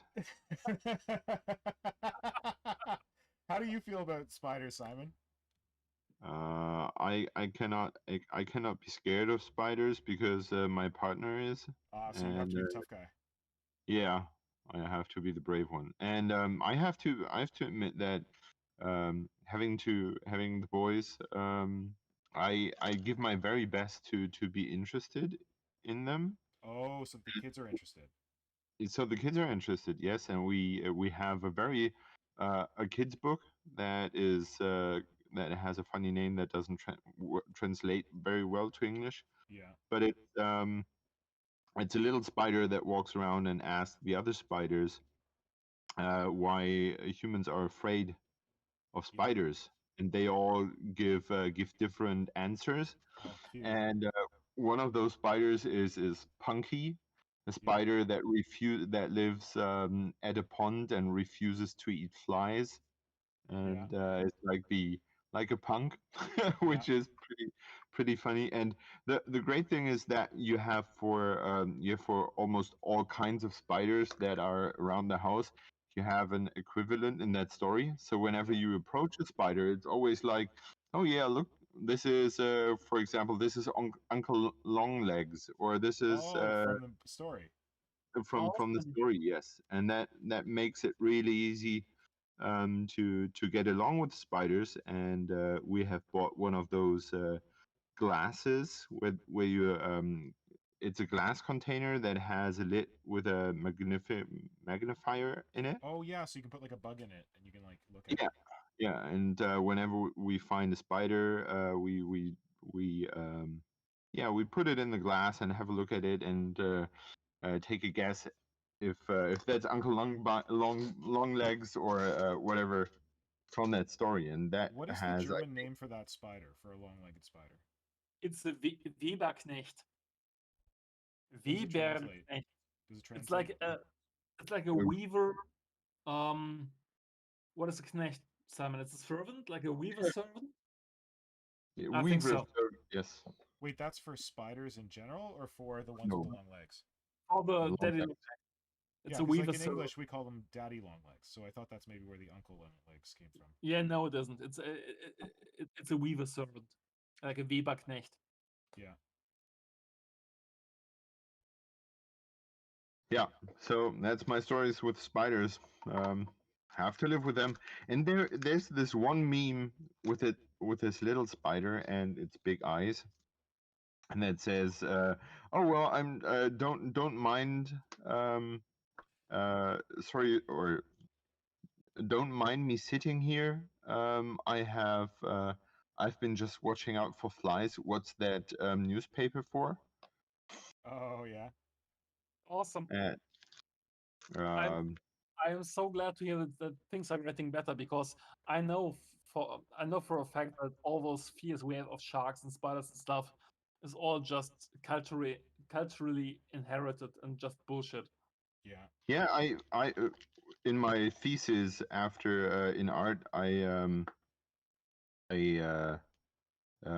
topic was fear and bravery, and I learned a bit about fear, and there was this interesting documentary where they had like little kids, like very little kids, visiting an aquarium where they had also insects. Yeah. And whenever they filmed, like they pretended to film the kids while approaching an insect, but in truth they were filming both parents and kids. Yeah. And whenever a parent was chill with so it was cool with an insect, the kid was as well. But if the parent even pulled the slightest grimace, the little kids would cry immediately, because it makes totally sense. Awesome. So if my parents don't like it, I won't like it, because it is a possible danger. Yeah, of course. So, well, that sorry? You also get, like, I hear that with dogs, that when a dog is worried about something, you're supposed to be very calm. Yeah. You're not supposed to like go to the dog and be like, "Oh, it's okay," because that like reinforces that the thing is something to be scared of. Yep. Which many people owning dogs just get wrong, because they want to comfort the dog when it's scared and make it worse. Yeah, I've heard you're just supposed to ignore it. Like if your dog's afraid of thunder, you just ignore it. Exactly. Yep. And so I tried very hard to be chill around like all the animals, as chill as possible. And I think even my wife, who is sort of scared of spiders, is doing a great job with spiders. Yeah. The only thing we're having a hard time with is our like flies and wasps. Yeah. Yeah, because you don't want, I don't want my kids to get stung and blah blah. And I'm trying to always be the chill one and saying, well, look at it, look how pretty it is, look at all the colors, and it's just interested in our food, and we all chill, and it will go away eventually. Yeah, but that's our main main enemy, I would say. The wasps. Yeah. Well, many grown-ups fail to behave like this, which is a pity. Yeah, I think you have to be aware of where your fears come from and how to address them, because how do you want to teach children to do better? Because I don't want my kids to be like running around and seeing the world as a dangerous place. Absolutely. It is, and they will learn soon enough, but they shouldn't learn it from the very beginning. They need to get this deep felt trust that everything is going to be all right, or they will be like sort of crippled. Absolutely, Simon. When can I invite you for a shark dive? As soon as possible. Let's go tomorrow. Yeah. Well, my boy's very into sharks, so as soon as he is big enough, yeah, that's another. See, my wife is like, she has this illogical illogical fears of sharks. She's sometimes even afraid to go into a pool because there could be a shark in there. Well, I've had that illogical fear of like dark water, like when you can't see what's down there. Yeah, but Dudes, I still have this, and I have that with like hundreds of sharks. I still have this to this day. Yeah, I can totally relate. Like open water is scary to me as hell. yeah, absolutely. But the shark as a thing and as a living being isn't. yeah. And so there's no real threat coming from a shark. So why would I teach my children that there is? Mm-hmm. Awesome. Good stuff. Yep. Oh man, I am like, okay, it's a problem how much I'm enjoying this kill team. Because like I have other Why? shit I need to do, but this is just too much fun. What do you have to do? I have to make lictors. I have 3 lictors I have to make. The big what's his name? Big Death Leaper, and then his 2 little baby friends. I have a another Hell Carnifex that I'm supposed to be making for Darth Bob. Got to work on that. And I got to make some Kroot because apparently I'm going to Adepticon. Oh, wow! Yeah, so that What? means I've got a shitload of Kroot to paint. Is it actually happening? Well, we don't know. Like, it's all predicated on Corona, and if Corona's happening, slash Delta variant and all that. So if that gets really bad, they'll probably have to cancel it. But so far, I've just booked my hotel, and my hotel, I can cancel it up to 3 days before the date I'm supposed to arrive. So I booked it anyway, just hoping that everything's okay. Nice. But that means now I have to like finish my Kroot force. No matter what. Yeah. Stop complaining. Do shit. And I'm not going to read out the rest of the comments that people Why have not? Come left. on. Okay, I am going to speed gun through these because there's so many. Oh yeah, thanks. So, Barkaiser said a suicide nid that wasn't a spawn mine might be acid blood or one parasiticized by a swarm of the various old thorax swarm blood bugs. Symbiote Joe has said not as much as a gaunt loyal to the hive mind, but a gaunt converting the non-believers, converting in this is the Zealot quotation gaunt? marks. Yeah, I think so. Yeah. Interesting. Barkaiser said desiccator bugs, shredder shard, or flame beetles. Man, I always love those. Darth Bob has gone for a specialized kill team organism. I think a body snatcher nid might be cool. Something between a brain stealing leech and the thing shuts down security systems and then bursts out and kills everyone. Sounds like Barkai says he basically made a Gene Stealer lictor in Gene Stealer. Samir Joe's gone a face hugger gun would be good for stopping victims screaming out. Oh yeah.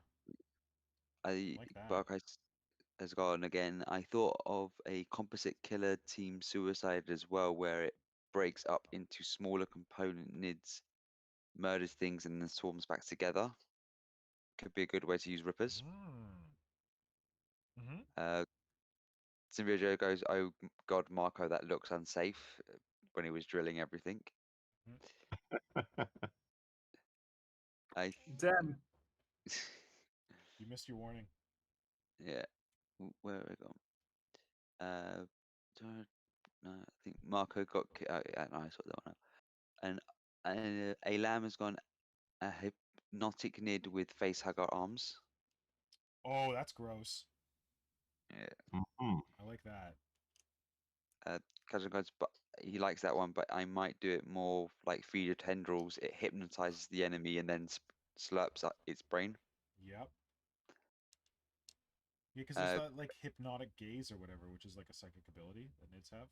But how do you model a hypnotic gaunt? Like it's got a little pendulum that it's swinging in front of you. No, you make it a big toad.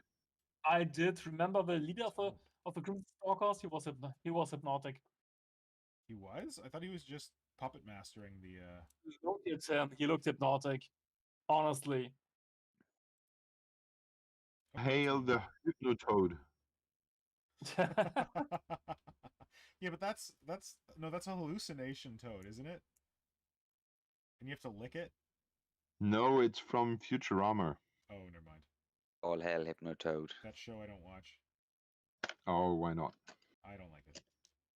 I can't explain it. Futurama, like, it gives me like a gross taste in my mouth.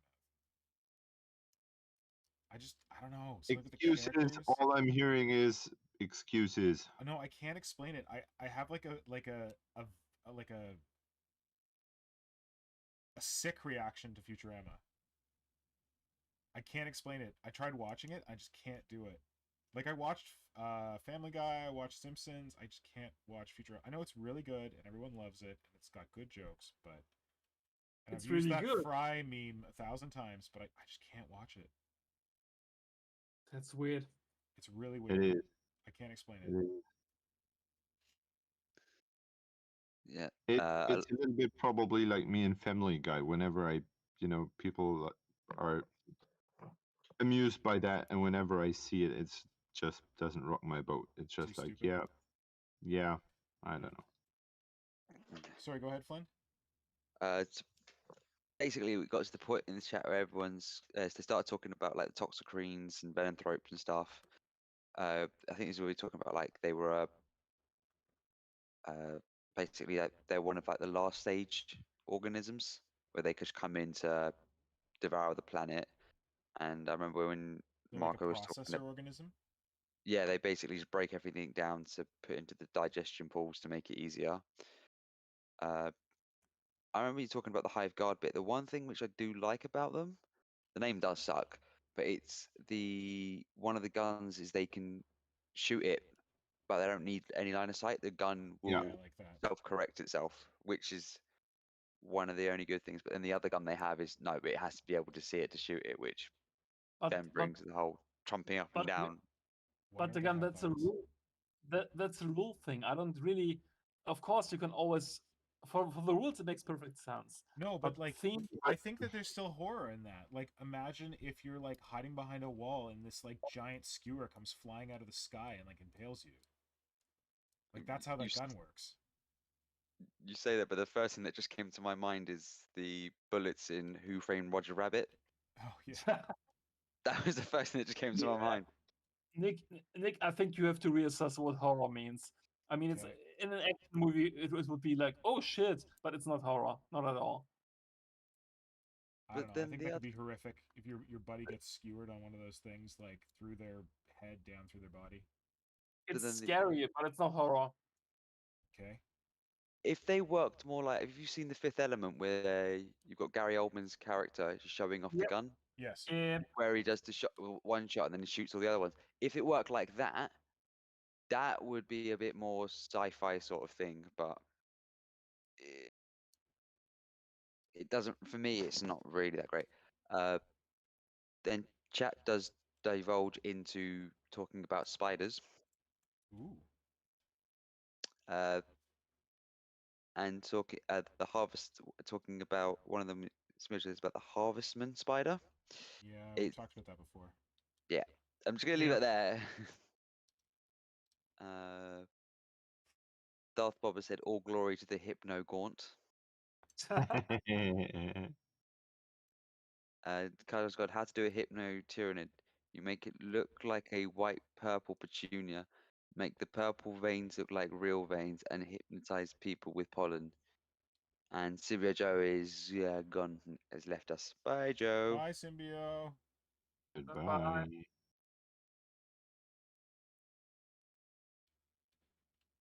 Yeah, I think Jeremy, that comment is going bye-bye. Oh, I missed that one. Yeah, he just put a comment in there, which is a bit no. Okay, thanks. Yeah. There's jokes, Jeremy Price, but then some jokes we are no, we're not having anything that can. Oh no, okay, that's garbage. Be construed, yeah. Wait, how do I get rid of it? Damn I have done it already. No, I've done I showed it so I could look at it. Yeah. Damn it! Yeah. How do I? God damn. Yeah. Can you get rid of it, or did I screw it up now? I don't know what you've done because I've just seen it on my. You can't see it? Wait, let me. It's still not showing on my one. Oh, well. Yeah, it's not mine. showing up on your thing. And mine's the one that, no, I scrolled it down. Yeah, hang on. Yeah, I don't like that joke. I Yeah. don't think it's funny. Especially with the kind of shit that's going on in Afghanistan right now. It's not okay. Just in general, that stuff's not funny. No. Okay, I apparently missed something, but Don't worry. apparently Yeah, we're not I mentioning it. something good. Yeah. I was just wondering where I put my green stuff. In the freezer? Why did you? Did you find it? Yeah, I did. It was just below my my super glue lid here. And yeah, too much things going on. Oh, I hang on a actually minute. put a little book on this dude. You what? Put a little A book? book. Oh, nice. Yeah. Because I feel like there's so many cool bits, but the time I could spend searching for them, I could use sculpting them. And because I Oh. want to do green stuff anyway, yeah, I can See, sculpt that's why it. you're a better sculptor than me. I'm like, oh man, the time I'm going to spend sculpting that, I should just find a bit. Yeah. This is why you're the better artist. Oh. Okay. Boom, boom, boom, boom, boom. Yeah, and what I you know, I don't want to stress this topic, but it's so hard to get like bits fitting to a certain surface. Yeah. Like if there are bits that are little pouches. Yeah. But if I wanted it to look like it's actually hanging from its belt, I would have to cut so much away from the bit itself Yes. to make it fit. So a green stuff, like this drop of green stuff, would look so more naturally being a pouch. Yep.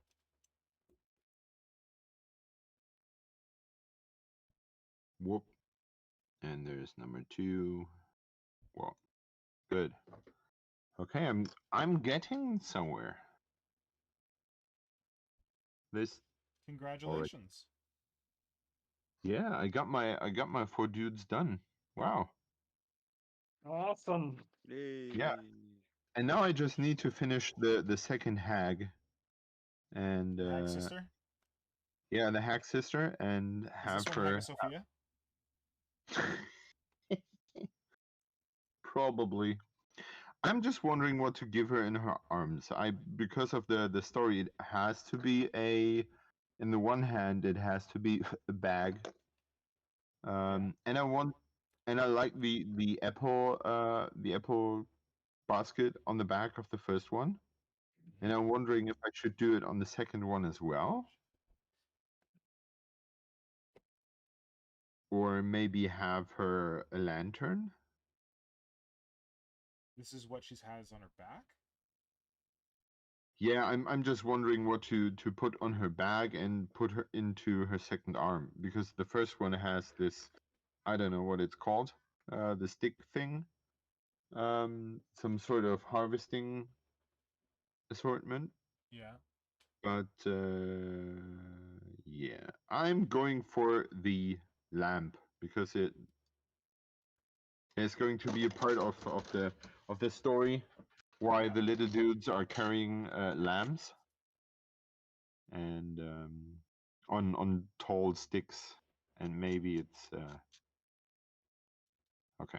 Yeah, I'm sorry. I'm just mumbling to myself. I just Nick is. What? There you go. I just saw you scrolling up. Yeah, I got it. I didn't realize there was all Yeah. this chat going. That's good.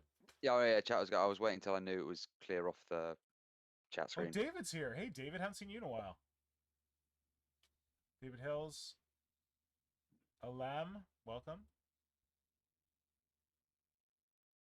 Ooh, extra gross vocal cords that could imitate any sound voice. That's really cool, but that would be hard to model. yeah, you would have to think about a way to show the effect. Yeah. Well, I'm not sure because I think what you did with the Ductilus you made for me could be Yeah. something like this with the head. What? The head you had sculpted for me, like Isn't it the just flower. like tentacles? Isn't it just feeder tentacles? No, the new one.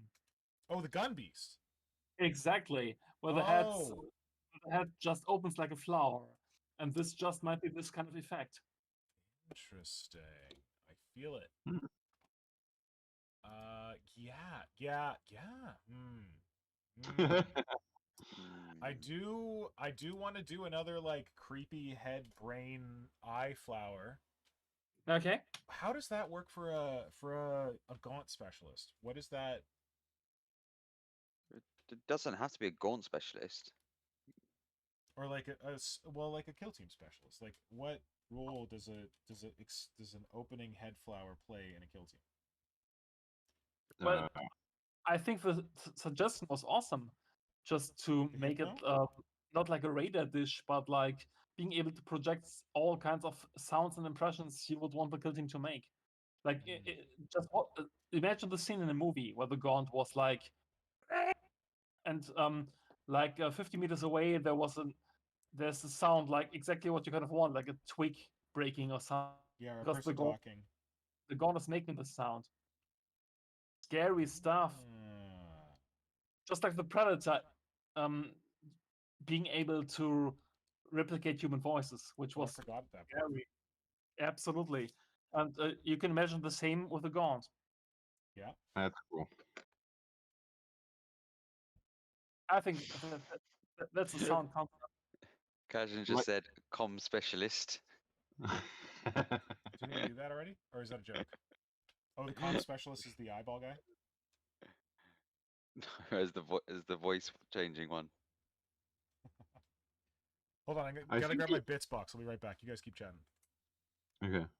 I was thinking when you described that, Marco, it would be like the Tyranid equivalent of someone throwing a stick into a direction to create a noise to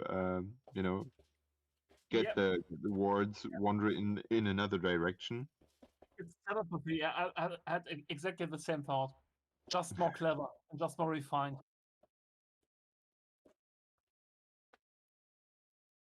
That would be cool, but I think it's hard to like imagine the Gaunt making praise the Emperor, but it was the Gaunt praising the Emperor. Oh, heresy! Ooh. I think here comes into play that sometimes it's good when you have a rule and a model working together. Yes. So when you had like a rule, like for example, distraction. So the rule brings the narrative you flesh out in a bit or in a piece on the model. Absolutely. But my challenge with that is that rule is maybe like a strategy that you can like deploy like once in a game, but like do you have a whole model just to like be able to deploy that one strategy? Yeah. It's just for fun, dude. Yeah, I guess that's the rule of cool. There you go. Absolutely. I mean, it's a cool concept. Yeah. You know what's a cool bit that I don't use nearly enough? What the hell am I going to use this for? This bit off the end of a Trigon tail with the cool like stinger and like the toxin, like these toxin sacks. I should have just ripped those off and stuck them on something. They look so good. Damn. Claw. I think when a lamp just said that. Oh. No, they took it back. Pulled it back, but enjoyed the praising Gaunt. Oh, like the Zealot guy? Yeah, the Zealot Gaunt. Wouldn't that be a cool sticker? Oh, like a Gaunt, like praising the Emperor? Yeah. Ooh. Because folks might have forgot about that, but I'm still wondering about this fifth member challenge. Yeah. And I wanted to come up with some stickers to reward everyone who's participating. Yep. And donating to the good cause. We still have to pick, but I feel we like still haven't picked that cause, but we will get to it. yeah, I don't know how everyone would feel about it, but I think Doctors Without Borders would be an appropriate target for donating money. Sure. Are they working in Afghanistan right now? Like that's another Yeah. thing to consider. They are working wherever the shit is burning. True. Yeah. So and yeah, I'm looking for fun and doable ideas for stickers that I could draw. So if you have any ideas for our creature conference to have stickers off, Okay.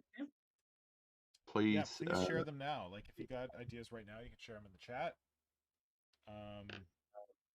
I was thinking like of a general creature conference sticker, because this has kind of become more than the initial challenge with where we were supposed to make those 3 Tyranids. This has just become like hangout Tyranid time / models. Don't talk about the initial models, please. Don't. Just don't. What's Do it, initial Marco. models? Come on, finish that shit. Get on. What do we call yours? Ron Jeremy. With his big bio cannon. War. Come on, you had a solid idea. Absolutely. And I will finish it one day. But Oh, yeah. good. So we're fine to talk about it. Glad to hear it. but you got a point. No. My point is that this has evolved into something different, and I'm absolutely fine with that. Yeah, that's right. Yeah. So this sticker could be something like creature conference that's different. I like the idea of having like a general creature conference sticker, and not like a 5th member sticker. Yeah. Yeah. But my initial drawing wasn't to your liking, or what you want me to. Which, the one that you did last time? No, which I did initially for the creature conference. That's what I meant. Yeah, the 3 people buggies. It didn't look Tyranid enough to me. Okay. That was my thing. Okay.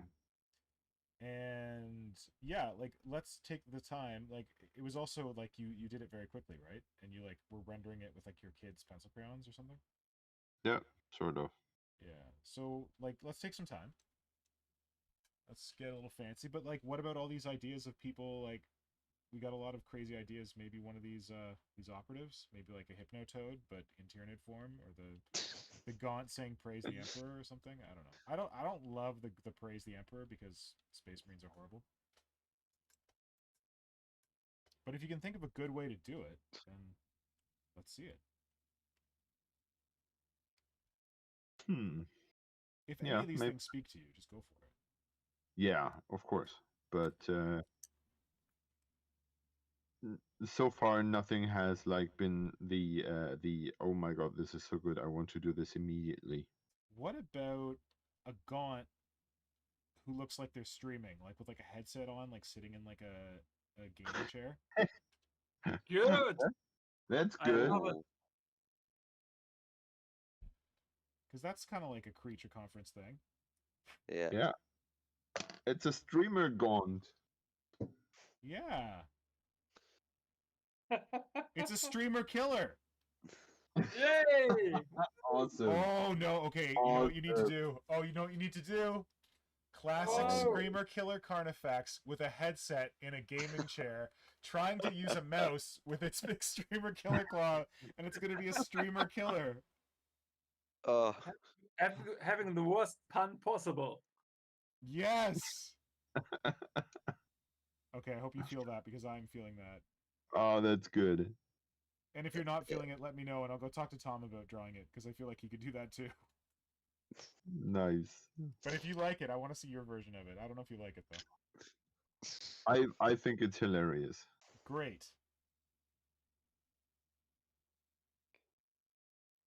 And of course, you know me. I'm a basic bitch for Screamer Killers. Yes, I know that. The world knows.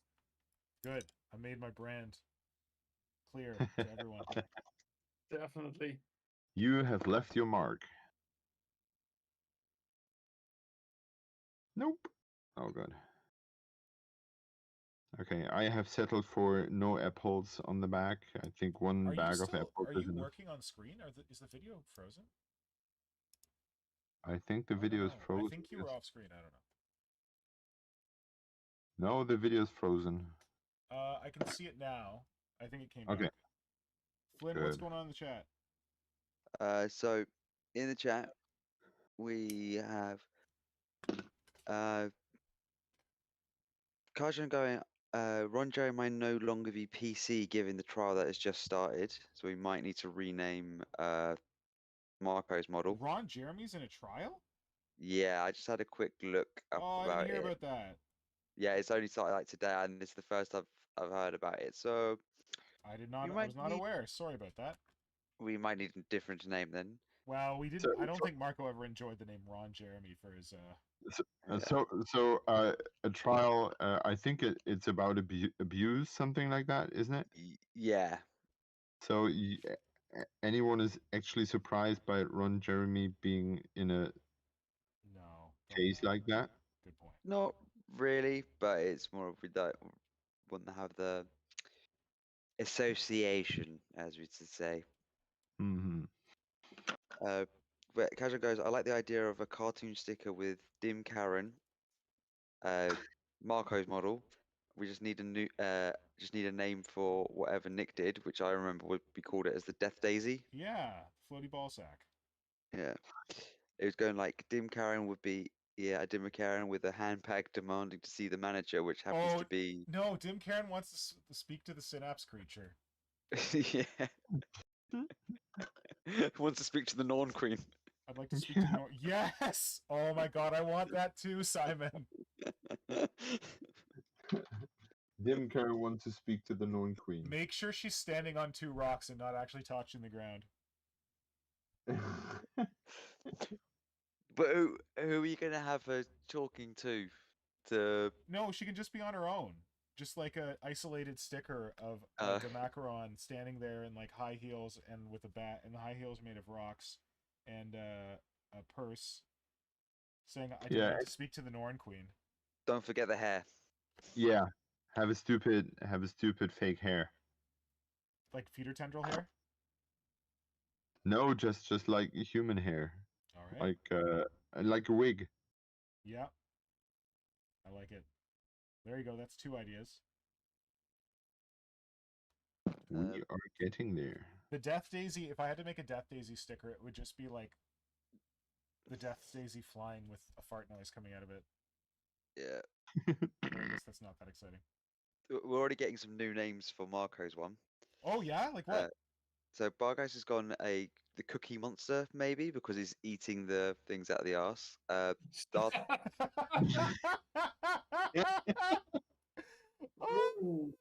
Marco, what do you think? I love it.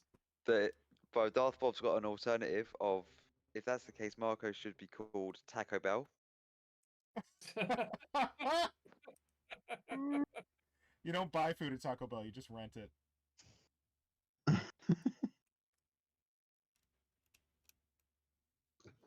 So that's 2 we've got so far. So it's either Cookie Monster or Taco Bell. I think the Cookie Monster blends so well with the other two. Well, there's also the Human Centipede. Talking about eating things out of its ass. But that's not... No, I don't... Either kind of movie. I have not seen it. I think that's why I can make that joke. Yeah, I was thinking the Butt Factory. The Butt Factory. Okay, that's a bit... I think that's a bit... Bit too on the nose. Bit too on the ass.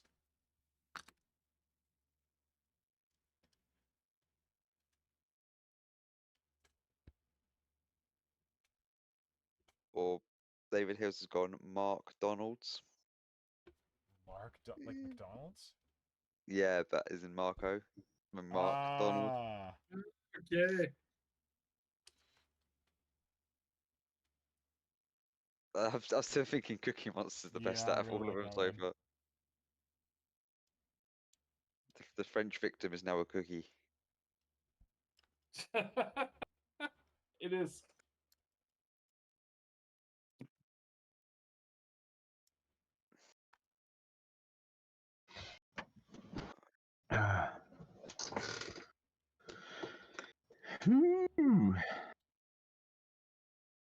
Well, if you want to draw multiple stickers, Simon, I'm happy to print multiple stickers. I imagine. I'm maybe we can make it a random thing. Yeah.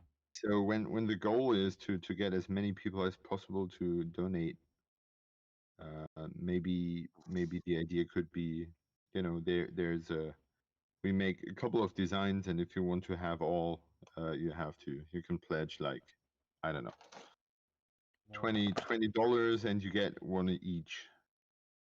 yeah. Other way, I like you that. just get a random pick. Yeah. I think that's a good idea. I should write those ideas down because I'm not sure if I'm remembering anything tomorrow morning. Yes. You won't. Well, you can always come back and watch the stream. I mean, it is saved on Oh, YouTube. that's right. Oh, that's I right. think. Is it still going to YouTube? Yeah, we're still on YouTube at the moment. That would be unfortunate. Yeah, it's Oh, totally yeah. streaming. Brrr. You guys like and subscribe. Oh, please like and subscribe. Apparently, I'm supposed to say that. Oh, I can do like a jackass thing where I make it that only people who have subscribed can comment. Oh, I hate that. Well, I don't Ooh. know. It doesn't cost anything to subscribe. And Oh it's no, not I like was I'm thinking about. spamming you with videos other than this one. Oh, I was thinking of Twitch. Sorry, Twitch No, is Twitch is you gotta pay, terrible. but Yeah, on at least I YouTube. don't Yeah, think. I think there's another thing you can do on YouTube where you like pay, but it's not subscribe. it's become a member. Oh, become a member. Okay, yeah, I don't do that yet. Nah. We haven't got a Why would lounge you set do up that? for members. What's that, Simon? Oh, because why would you do that? Because you would provide different content for It's members. basically like Patreon through YouTube. Okay. Yeah. So maybe we should just open a bank account, so if people feel like giving us money, they know where to put it. No, I think that what. Oh wait, I thought you were talking about the donations. Yeah. No, I was just, I can use money when people have too much of it. Before they dump it on people like Squidmar. Oh. How are the guys called? What's your issue with Squidmar? I don't like him. Why? I don't know anything about Squidmar. I don't know. It's he like did that review of the Tyranid Codex or something, or the Screamer Killer. No, he called the Screamer Killer stupid. He did like shit ugly. on the original Screamer Killer model. He called it goofy and fuck that guy. He's not getting he will not be getting a Streamer Killer sticker no matter how much he donates. He's out. And I don't know. He had this video where he like I bought the most expensive Games Workshop model ever, and the Thunderhawk?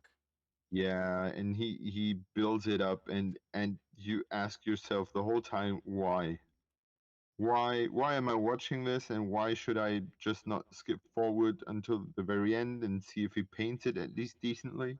For content. It's he's now content. And now apparently he's selling it.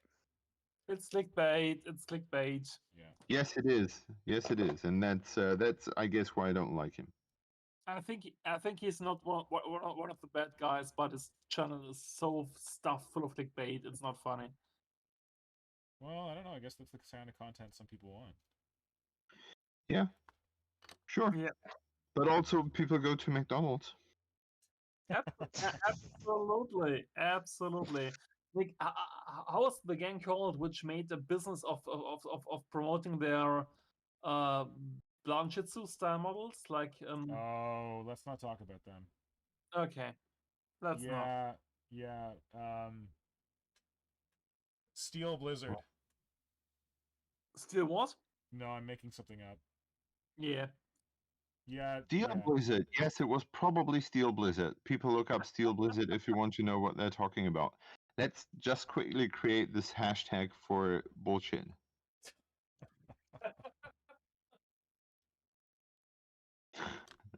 Yeah, where you could pay for the Patreon and you'd get access to their mood boards.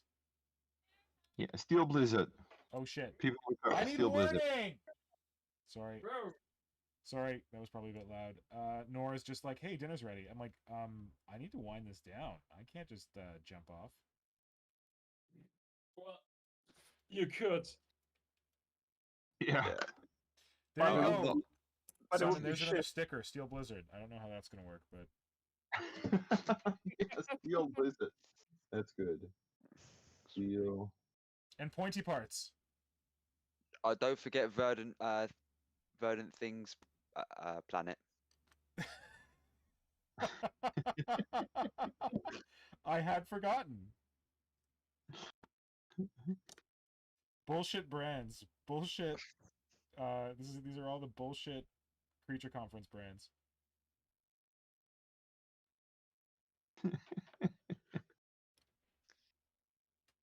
What do you think of my Synapse snorkels?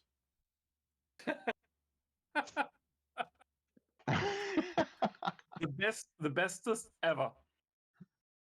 That's how they suck down the Synapse. I should drill out the ends of them. They're Synapse snorkels. All I'm thinking right now is Roger. Yeah. Roger. Okay, well, now that we've got all those great ideas for stickers, we should... Flynn, are you near a keyboard? Can you type some of them into our chat so they don't go away, like our group chat? Nick, what are you having today? I don't know. I spoke to Nora about it, and I was like, what should we have for dinner? Because we were going to order something. And we kind of, like, talked about it, and I just said, please not Vietnamese, because I love Vietnamese, but, like, that's her go-to. It's like, hey, let's order dinner. She's like, I already ordered Vietnamese. I'm like, okay, we've had too much Vietnamese. Let's diversify. Okay, so I'm making a challenge here. So I just read that Kajan said that the Thunderhawk is going is on eBay and it's for 4,800 pounds right now. What? And I would challenge Squidmar to donate the money made from that for good cause. That'd be nice. He might be. I haven't even watched the video he's put up for it, but I'm gonna try and find it on YouTube. So I've got with Streamer Killer, Dim Karen. Speak to the Norn Queen. Yeah. Verdant Objects Planet. I think Things, wasn't it? Verdant Things. Oh, Things. Yeah. Yeah. Things. Planet. Pointy Parts. Pointy Parts. That's my favorite one. Oh man, okay, Simon. I will like pay you to design these. Like, what was the other one? In addition to paying for the stickers, because I just want these to exist. The other one was Steel Rain. What was that Steel one for? Blizzard. Oh come on! Is it Steel Blizzard? Oh yeah. What was that for? Or wait, Ferric Downpour. I can't spell, so I don't know. Ferris. Wait, what's another word for it? Ferris. Feral. Freezing Rain. Oh, is Sleet a blizzard? A downpour? Sleet is like snow and rain. Together. Oh, okay. Now I'm getting the whole thing. Wait, so it's Sleet's what? Sleet is a Oh no, yeah. I meant as in the name of the sticker. I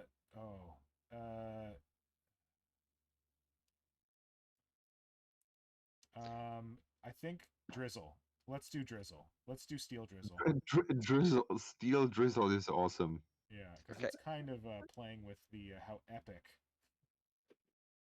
Yeah. The name awesome. is. Awesome. Steel Drizzle is amazing. I can't remember what one we're taking the mick out of right now. I'll tell you after. Don't worry.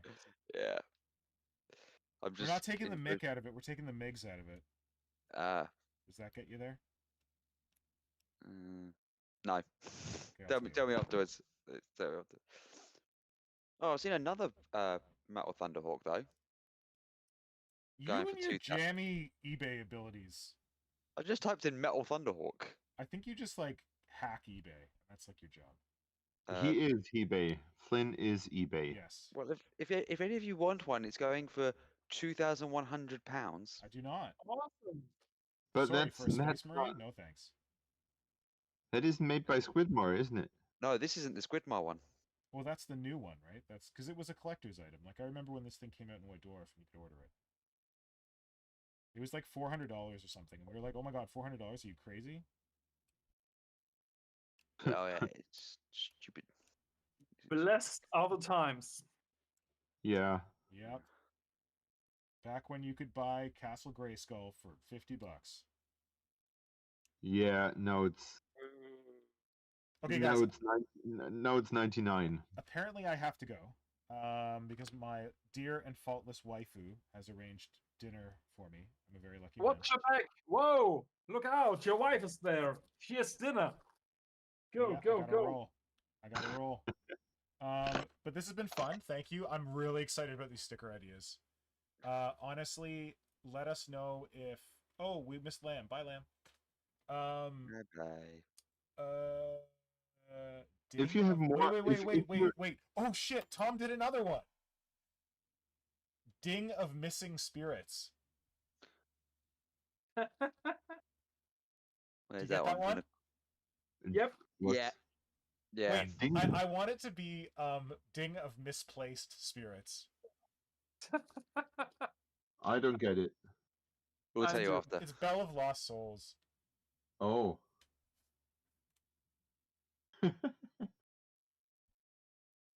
So if you're watching this later, you can always reach out to us, and if you have a glorious idea, please let us know. David Hills did say Titanium Downpour, but I think that's a little too epic. I want it to be less epic. Yeah, I think the drizzle is a very good word for it. Absolutely. Love it. So look at us being old tards again, farting on things. What did you call us? Tards. No, don't use that word. No? No. Okay. My brother spent years of his life working with tards. Okay. I had the image that I wanted to create in your head was us being old men with white mustache, sitting on the porches and shouting at kids. Oh, like old man. Yeah. Yeah, that works. Back in my day. Yeah. No running on the lawn. No. So yeah, if you want to draw all these, Simon, you go right ahead. But if you want to, I can talk to Tom about doing some of them. I don't know. Your call. Good. Whatever you're feeling. Yeah. Because I think this could be fun. This will be fun. Fun will be had. Because I want some stickers. I send people stuff and I want to put stickers in with them. And I don't have stickers, so these would be amazing. Both for the Creatures Conference and for other things. So I'm happy to fund this. We've got a last minute entry from Kajan and Jing John Seaton. Yes. Oh, Jing! June's our boy. Yes. Awesome. Rusty Drizzle. Oh, Rusty Drizzle. Okay, Rusty Drizzle is amazing. I think that's better than Steel Drizzle. Yeah. Yes, I love it. Yeah, you tell me that one after because I can't remember. We'll talk to you later. Okay, I really have to go, but this is beautiful. This is amazing. Simon, I'm glad you asked people for input on the stickers. And it's great that we've lured Jun into showing up. Yeah, welcome, buddy. So Jun's from Warp Shadow Days. Yeah, I don't know what time it is over there because Jun's in Australia. He's been the good spirit of Warp Shadow for almost longer than us. Yeah. Absolutely. Guys, I gotta go. Thank you for saving me. Yeah, I know. Yeah, just in time. I think I finished the second hag. I'm glad we talked about cool stuff for kill teams. I'm really excited for all those ideas, and I think I'm going to make some of them happen very soon. Nice. I did something with a lot of tentacles, and you guys gave me good ideas for things with lots of tentacles. Very productive stream, I would say. Yeah, I got this guy all sculpted in, filled out. Got his fake arm sculpted on there. I got his head filled out. I did a little bit of detail on the comm specialist. This is great. Thanks, friends. Oh. And thank you Hey. everyone who joined. Thank you. Stream after And- party. Oh, that's only for the members. Then we have a stream after party. Yeah. Let's rock. Okay, and All right, this party boys. consists of two, like you and your wife. All right, thanks, friends.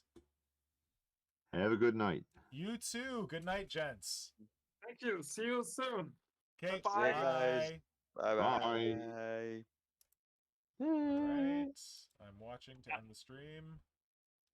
Assholes. Okay, the people we're not talking about, it was Iron Sleet.